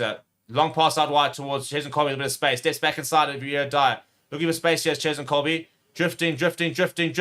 Then decides to run straight into, I think he ran to Dewey Lake of all people. And Franco Mostert back on the angle. Ball available for Hendricks. Goes short to Arches Neyman. Gets the offload away through the hands of Gerard Stennekamp into the hands of Malcolm Marks. Box about 50 meters out now. Maybe about 10 actually. Jasper Wiese loses it forward. 9 phases and it gets hammered back downfield by Murray. And Apele Fassi, we're going to have to go all the way back, fetch it, and start again here. Kind of sums at the half, doesn't it? But he got a bit of space here as Apele Fassi. Good tackle that coming from Hathaway. Sia Khaleesi there to clear out the ball. Hendrickson now goes to Gerard Stennekamp, who's a willing ball carrier. Gets away from one. Brought down by Dewey Lake. Ball available for Hendrickson this time down the left-hand side. Skips to Sia Khaleesi and goes to Currie Arnso. Gets in between. Now he gets Apele Fassi. Apele Fassi, sure he's got the pace. And into the corner goes Apele Fassi. Well, if I'm not mistaken, I'm pretty sure he scored against them in the mid-year series. And he's over again as Apele Fassi. So much pace from Currie Arnso. Really, really good work. And just holds the line, pops it out to Apele Fassi. He's got enough pace to get over. And the box open their account for the second half.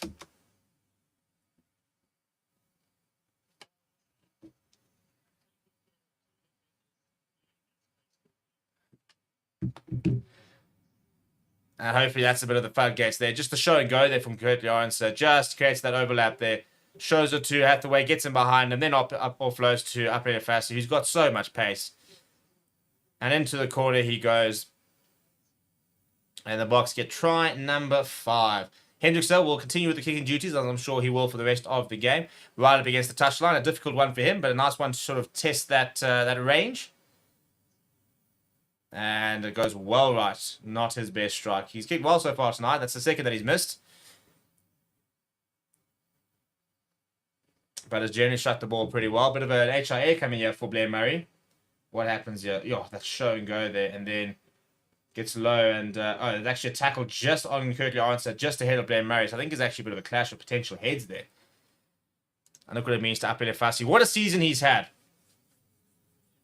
You know, he's had to go away from the box, basically. He was part of the setup for whatever reason. I think a little bit of discipline issues and stuff like that. Went away, went and really focused on his game.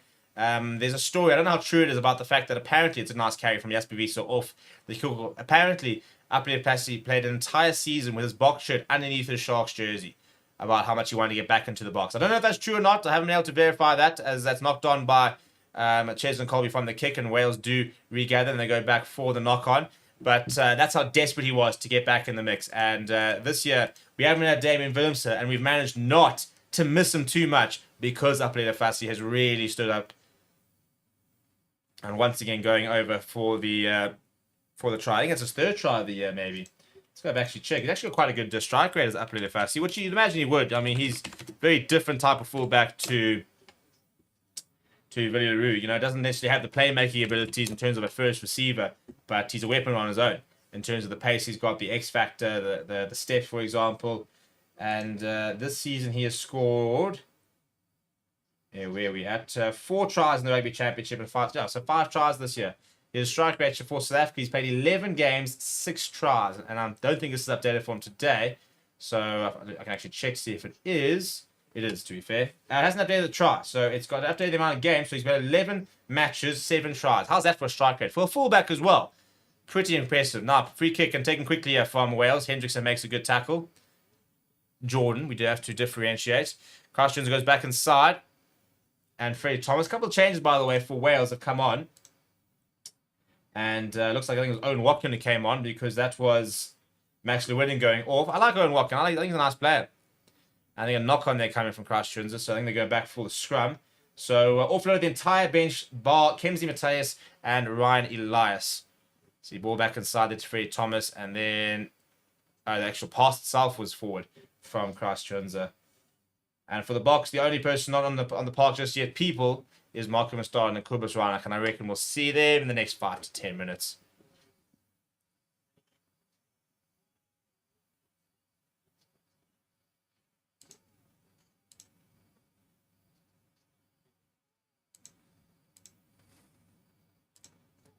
Right, scrum time over here.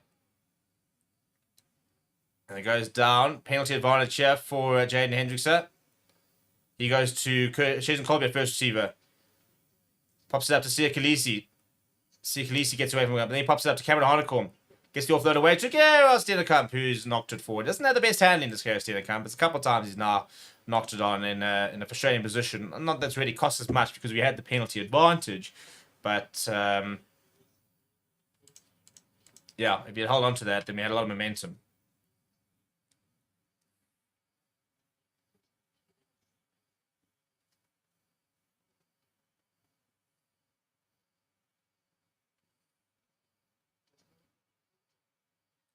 Right, so we've got 22 minutes left.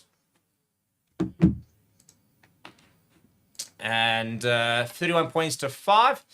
Let's see what else we can conjure up here. As I say, I think just go back to the power game, really. You know, go back to basics, and you'll score the tries. They'll happen organically. Ball over the top goes to Cameron Harnicombe. Straight down, and legally so from the referee, so ball available for Hendrickson. Pollard shows and goes. With help from his fly half and outside centre. Now Franco Mostert in the midfield. Jason Colby dancing around. Jason Colby eventually brought down. Hendrickson gets you to Malcolm Marks. Pops it up short to Gerard Steenekamp. That's much better from the Bulls prop. Franco Mostert once again carrying well. Much stronger game today from Franco Mostert. Now, Arke Sneeman gets the offload away to Hendrickson. He does well to hang on to it. And he's desperately trying to get to the ball to the ground. And it was a penalty for offside. And I reckon scrum time could be the call here.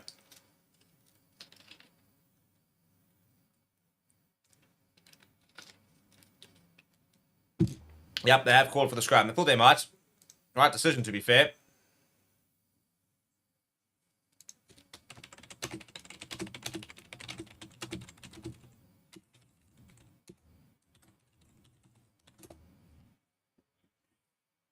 Right, here comes Ryan Elias. So almost the entire Welsh bench on.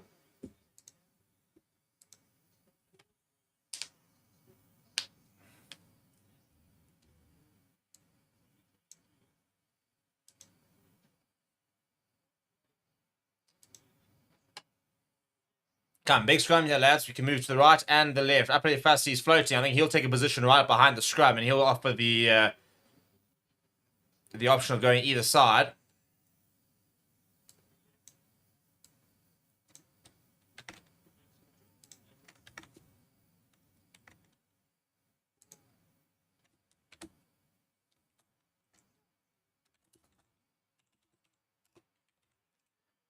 Pretty solid scrum, that, to be fair, from Wales. Ball's available now. Here comes the second shove. And a penalty here coming from the box. They turn it over, Mr. Ref.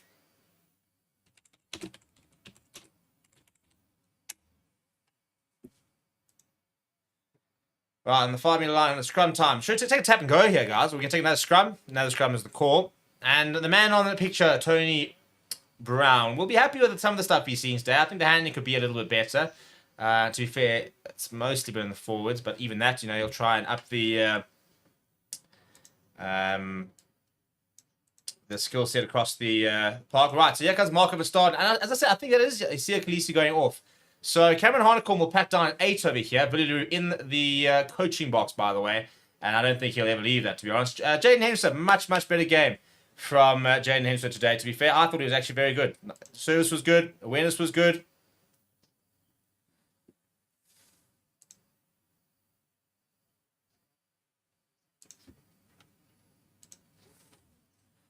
And Jasper Wiese, right. So Cameron Harnicombe packing down at 8. That will not be the first, nor that last we see of Cameron Harnicombe packing down at 8. First time for the box. Oh, he knocked it off. Tried to take it quickly and almost knocked it forward. But managed to regather. Kobus Reinach goes to Franco Mostert almost through a gap. And Malcolm Marks is short. Looking for options here. Kobus Reinach. Malcolm Verstappen wants it. He's desperate for it. He gets it. Goes low. Good tackle from Wales. Ball available for Reinach. He's going to leave it for a pick up and go on Vincent Koch.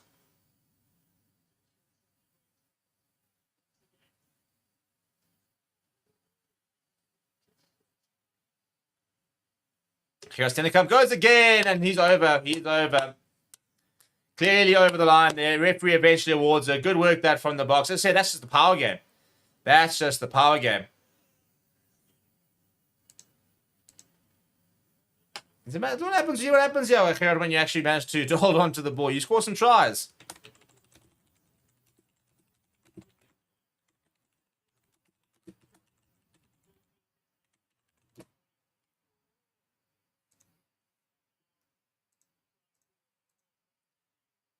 Yeah, almost knocked it on there to Cameron Hanekom. You would not have been a popular man if you had. Trying to take it quickly, and the ball actually bounced. He ended up catching it on the bounce.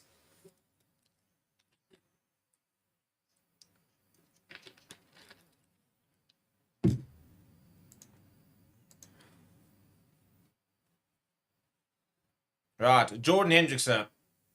4 from 6, I think, actually. And that's another good kick from him. Strikes the ball so well.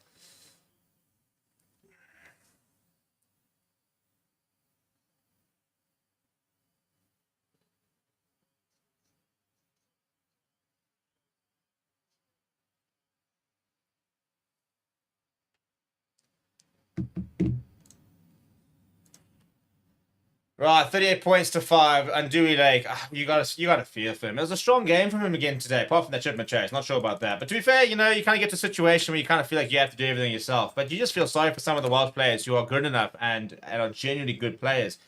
And they just look around and you sit there going, what do I do?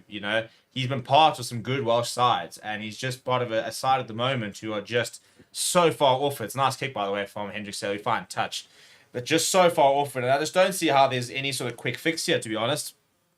I don't know who they're going over next year, where they're playing. But, yeah,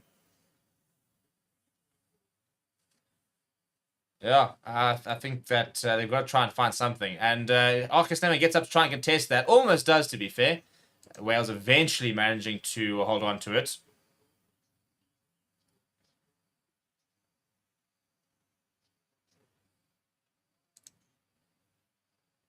Now back to Ben Thomas, who's now operating at fly half after that switch for Costello. And Currie Lawrence, that's almost taken in the air, pops it over, and I mean, this is the referees in blooming Timbuktu. Is I take him half an hour just to arrive at the rack.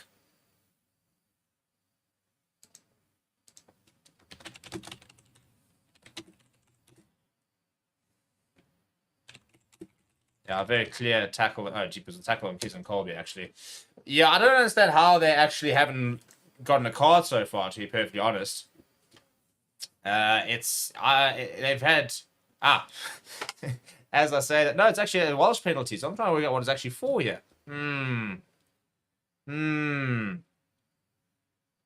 It's a good touch finder from Ben Thomas.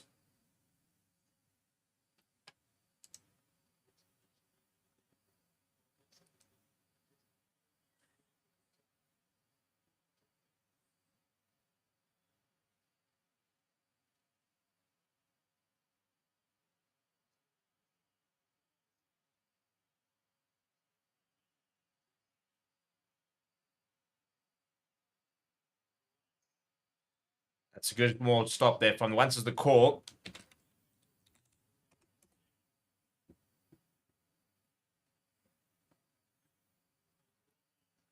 Right, going to go back inside and pops it up to Christ Chunza. Wales on the front foot, trying to find some positives in this game as Botham takes it up. 15 minutes remaining on the clock. To be fair, I think they've only been in the 22 twice and scored once. So their strike rate's not terrible. And as I say that, well, Jesse Creel's left that ball down about 15 times. And eventually offloads back to Shesden Colby, who's running around inside our own goal area. And Sia Khaleesi's now been picked up. And we've got a knock-on advantage. Can we go back for it, please? Yeah, thank you. Yeah, there's been a lot of commentators cursed on tonight. I do apologise to the Welsh because I have put the mocks on them a few times. My bad. My bad. Right, so 14 minutes left on the clock. I'd love to see at least 2 more tries. If we can try and hit that 50 mark, that would be ideal.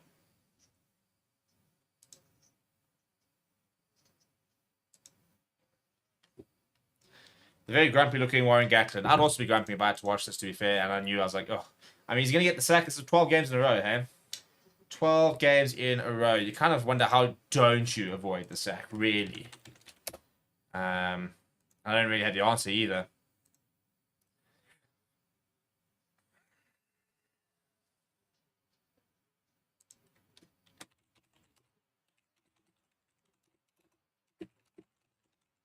CEO watching on. I mean, the CEO, what do you watch on and go, listen, guys, it's not ideal, but the Welsh rugby system itself is very, very broken. So it's not entirely Warren Gatland's fault. I do think he probably needs to do a lot better than what he's done at the moment. He just needs to be got a lot more competitive.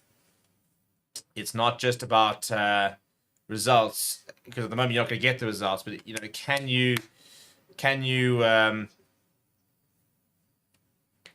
you start competing with some of the top sides in the world? I mean, that Australia result would have really hurt them, because that would have been a game they would have focused on. They said, right, if we can beat Australia, for example, Australia being on the up, and I don't think it's a bad Australian side, to be honest. I think it's a lot better than what... I mean, yes, we hurt them quite badly, but I think you've seen the progression. They've consistently gotten better throughout the year, and then they beat England, for example, and I think they're going to give Scotland a really good go tomorrow. So that would have been a game that would have been really targeting to try and win. They didn't manage to do that, and next year, I think, once again, it's going to be them and Italy for the wooden spoon. Although Italy, that's a massive scrum. There's the penalty advantage, and there comes the penalty. Easy as you like. The scrum dominance today is what we thought we were going to have last week, to be honest, where every single time it's a scrum, you basically guarantee penalty.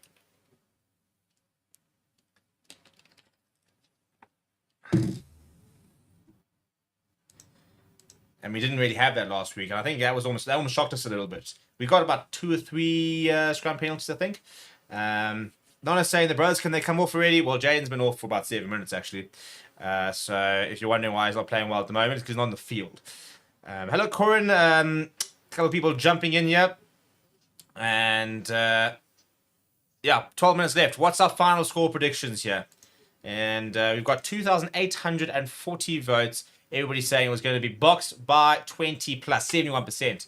I want to know the 5% that reckon was going to be boxed by 5. Love the optimism there. A couple of Welsh supporters are evidently in the chat. Which they're all welcome. Flat ball there for Kobus Reinach. When have we seen that the last day? When last we see Sia Khaleesi carrying in the midfield? Now Reinach goes to the boot. And Currie answer will give chase up against Hathaway. Ball comes back, but into touch. And I think it should be a Bach line out, I'd guess.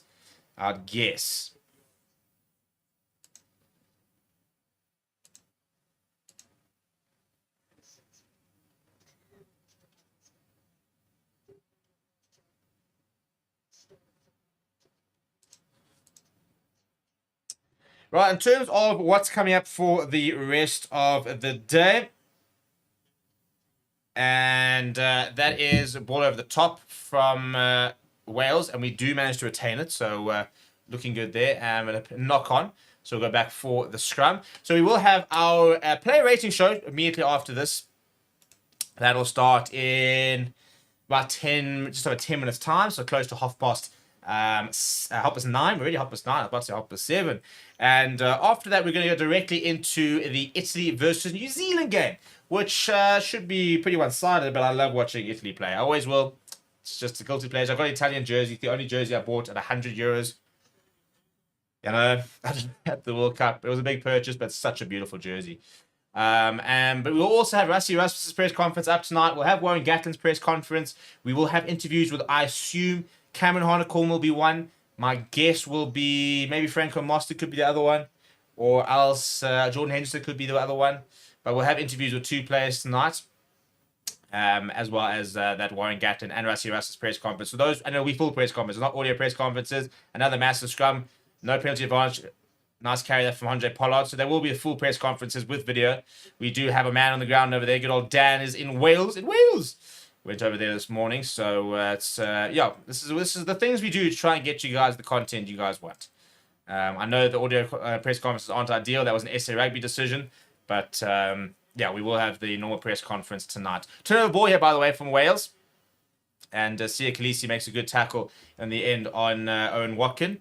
Wales on the far left-hand side on the halfway line, go back in field, and that's a bit of a pass to nothing. And Ben Thomas goes up to... Oh, that's a big hit. Oh, he's manhandled. He's been absolutely manhandled, driven back there. I think that was Rio Dyer. And it goes back to Ben Thomas. Goes for the cross kick. Currie Lawrence is back. Does very well. Pops it to upright to Fassi. Fassi steps away from one. Fassi got a bit of space. Goes to the boot for Currie Lawrence to chase. It'll just run out. Not a bad option, just the direction-wise, didn't really want it to go down the left-hand side. If he kept it in field, it would have been a foot race. And it would have been a very, very interesting foot race as well. Right, people, we are going to... I'm going to drop the link to rate the players. I know there's 10 minutes left, but I need to get the linkings. I need to get you guys all going and voting on the player ratings. So we do a player rating show. So there is your player ratings. You can go and give every single player a rating between 1 and 10. You can wait till the end of the game, I'm all for it. But we like to get some ratings in. So by the time we start the player rating show, then we are good to go. And good clearance there from Wales. Very good clearance. Currie Lawrence thinking about taking quickly, opts against it. And it'll be a block line on the halfway line. But Jack Morgan on camera, I think, has taken the on-field... captaincy. Look at a couple of stats. 26 tackles made. As I said, today, it was the Jack Morgan of old. And I'm a big Jack Morgan fan. I do think that he is British and Irish Lions quality. He's just not had the best of years. Has had lots of injuries, but when he's on song, he's a great player. Good leader as well. I was looking at him a year ago thinking, oof, that's future British and Irish Lions captain, which I think he will do. I don't think he'll do it next tour, but I think in about 6 years' time, that's great hands there. A bit of space on the right-hand side with Cheslin Colby. Steps back inside of one, steps back inside another one. It's good tackle in the end coming from Eddie James. Ball available for Kobus Reinhardt. Goes to Archies Sneeman. Oh, it's a big hit on him. And very nice defences from Wales. And winning the penalty. Going straight off from the side is the call against Vincent Koch.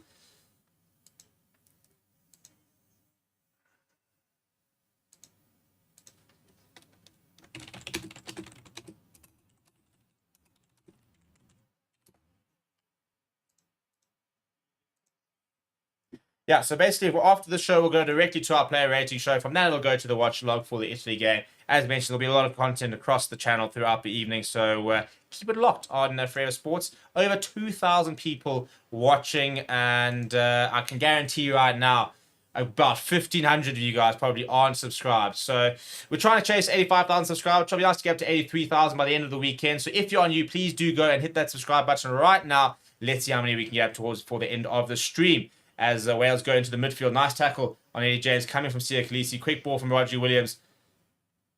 And Jordan Henderson over the ball and winning the penalty. Really, really good work. Both Hendrickses actually deceptively good over the ball.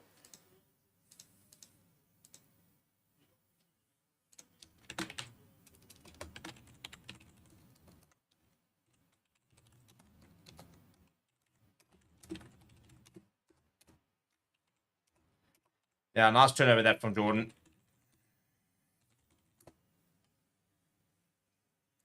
Come on, let's get this going here, people. I wanted 2 tries. I think apparently I was too greasy. Maybe even 1 try might not be looking as likely. We've got 5 minutes to go.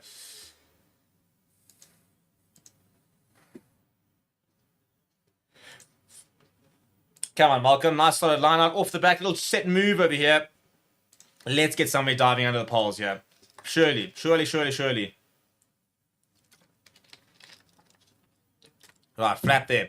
From Jordan to Pollard. Not the best pass out the back towards Cole. He pops it up to Fassi on the angle. Fassi now puts the hammer down. Pops it up to Currie Lawrence. Currie Lawrence runs into Hathaway. Penalty advantage here for the box. Ball available for Kobus Reinhardt. Goes short to Cheslin.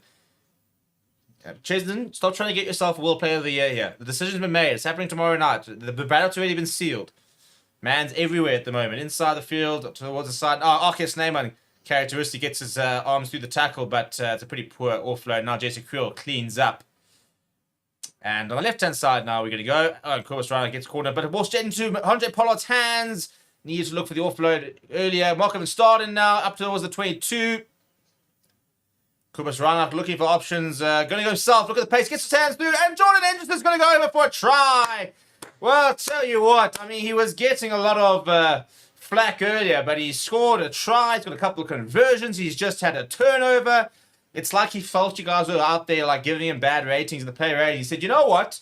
I'm just going to go a bit of stats here. I'm just going to grab myself a turnover. I'm going to grab myself a try. Good hands, good intensity. Much better from the box. Much, much, much better. Well, here's my one try. The question is, can we get the second try in before full time? You know, for about 3.5 minutes, Rusty Rasmus on the radio. Not entirely sure what he's barking on about. Rusty, there's 4 minutes left in the year, mate. Just chill. Chill. Go and open the clippies. You've earned it. Nice offload on the ground there from Andre Pollard. Markham started, and then Corbus Rana just getting between two, and Hendricks are holding on and diving over. I do have to dislike Hendrickson now a lot more now that he's moved to the Sharks, unfortunately. This is kind of what the Lions produce, you know, the class that is Hendrickson. Oh no, now he's bending the ball inside and out through the conversions. Okay, relax yourself. It's just a try against Wales. My man's bending it like Beckham out there. It's a great kick. Got a great skill set, does Jordan Henderson. He's got an absolute massive boot, by the way. Up in at Ellis Park where he warms up and he goes and sits on the 10-meter line of the opposition and starts slotting them from there. And if the opposition, you sit there and turn around and see their fly half in your half, slotting them from the 22, you sit there going, we cannot give penalties away inside their half because he's got a boot that will punish you every day of the week.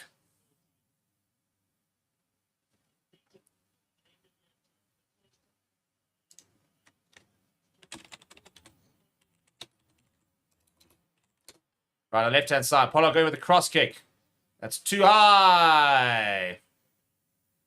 Someone in the comments will say Money would have made that. I'm not going to say it because then I just get accused of being all sorts of things.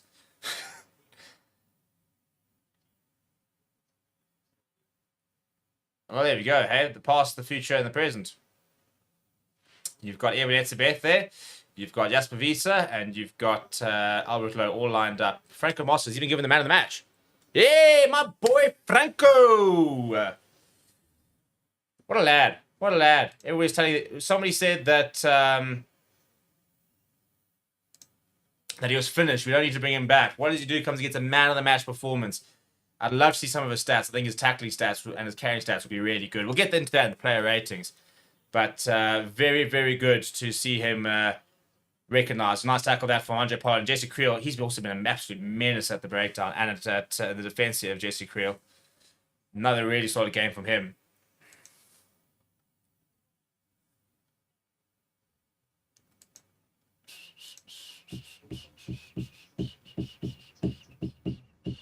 "90 seconds. Guys, we're supposed to be attacking with 90 seconds, not defending with 90 seconds. Boo! Boo! Change the team. Sack the coach."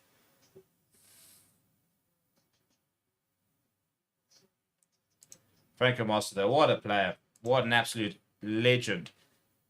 Remember when they first came through, oh no, he's too small. Imagine saying that Franco Moss was too small. Went on to win back-to-back World Cups.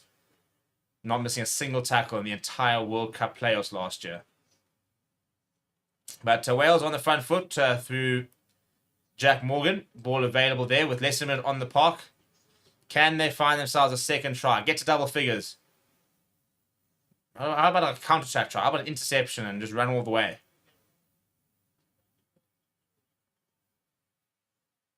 Ball available. And Marco Verstaan's come through the ruck there. Jack Morgan. Pick up and go from Freddie Thomas. Trying to rip the ball. The tackle there was Arkasan. Pick up and go by Jack Morgan. Good awareness that from Cameron Harnacorn. And he's snuffed and driven back. Good work that. Now both of them! Oh, he's through. Oh, cancel Christmas. Cancel Christmas. Cork the brandies.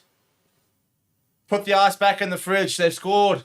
To have had the year we've had and then to concede a try in the last moment of the Bok year is quite amusing, to be honest. That's frustrating. That's frustrating. Right, so 45 points to 12 is what it'll likely end. Just scramble defense there. Good awareness from both of them. Steps inside, gets away from Vincent Clark, in between him and I think it was Andre Pollard, who can't react. And a couple of claps there coming from Warren Gatland.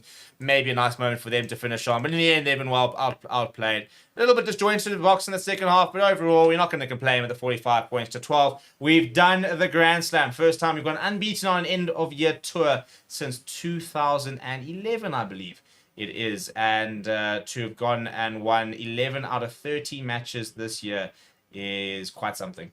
So very, very chuffed in general with the year we've had. People, will see you very shortly on the Player Rating Show. Please do smash like on the video. Please do subscribe to the channel as well. And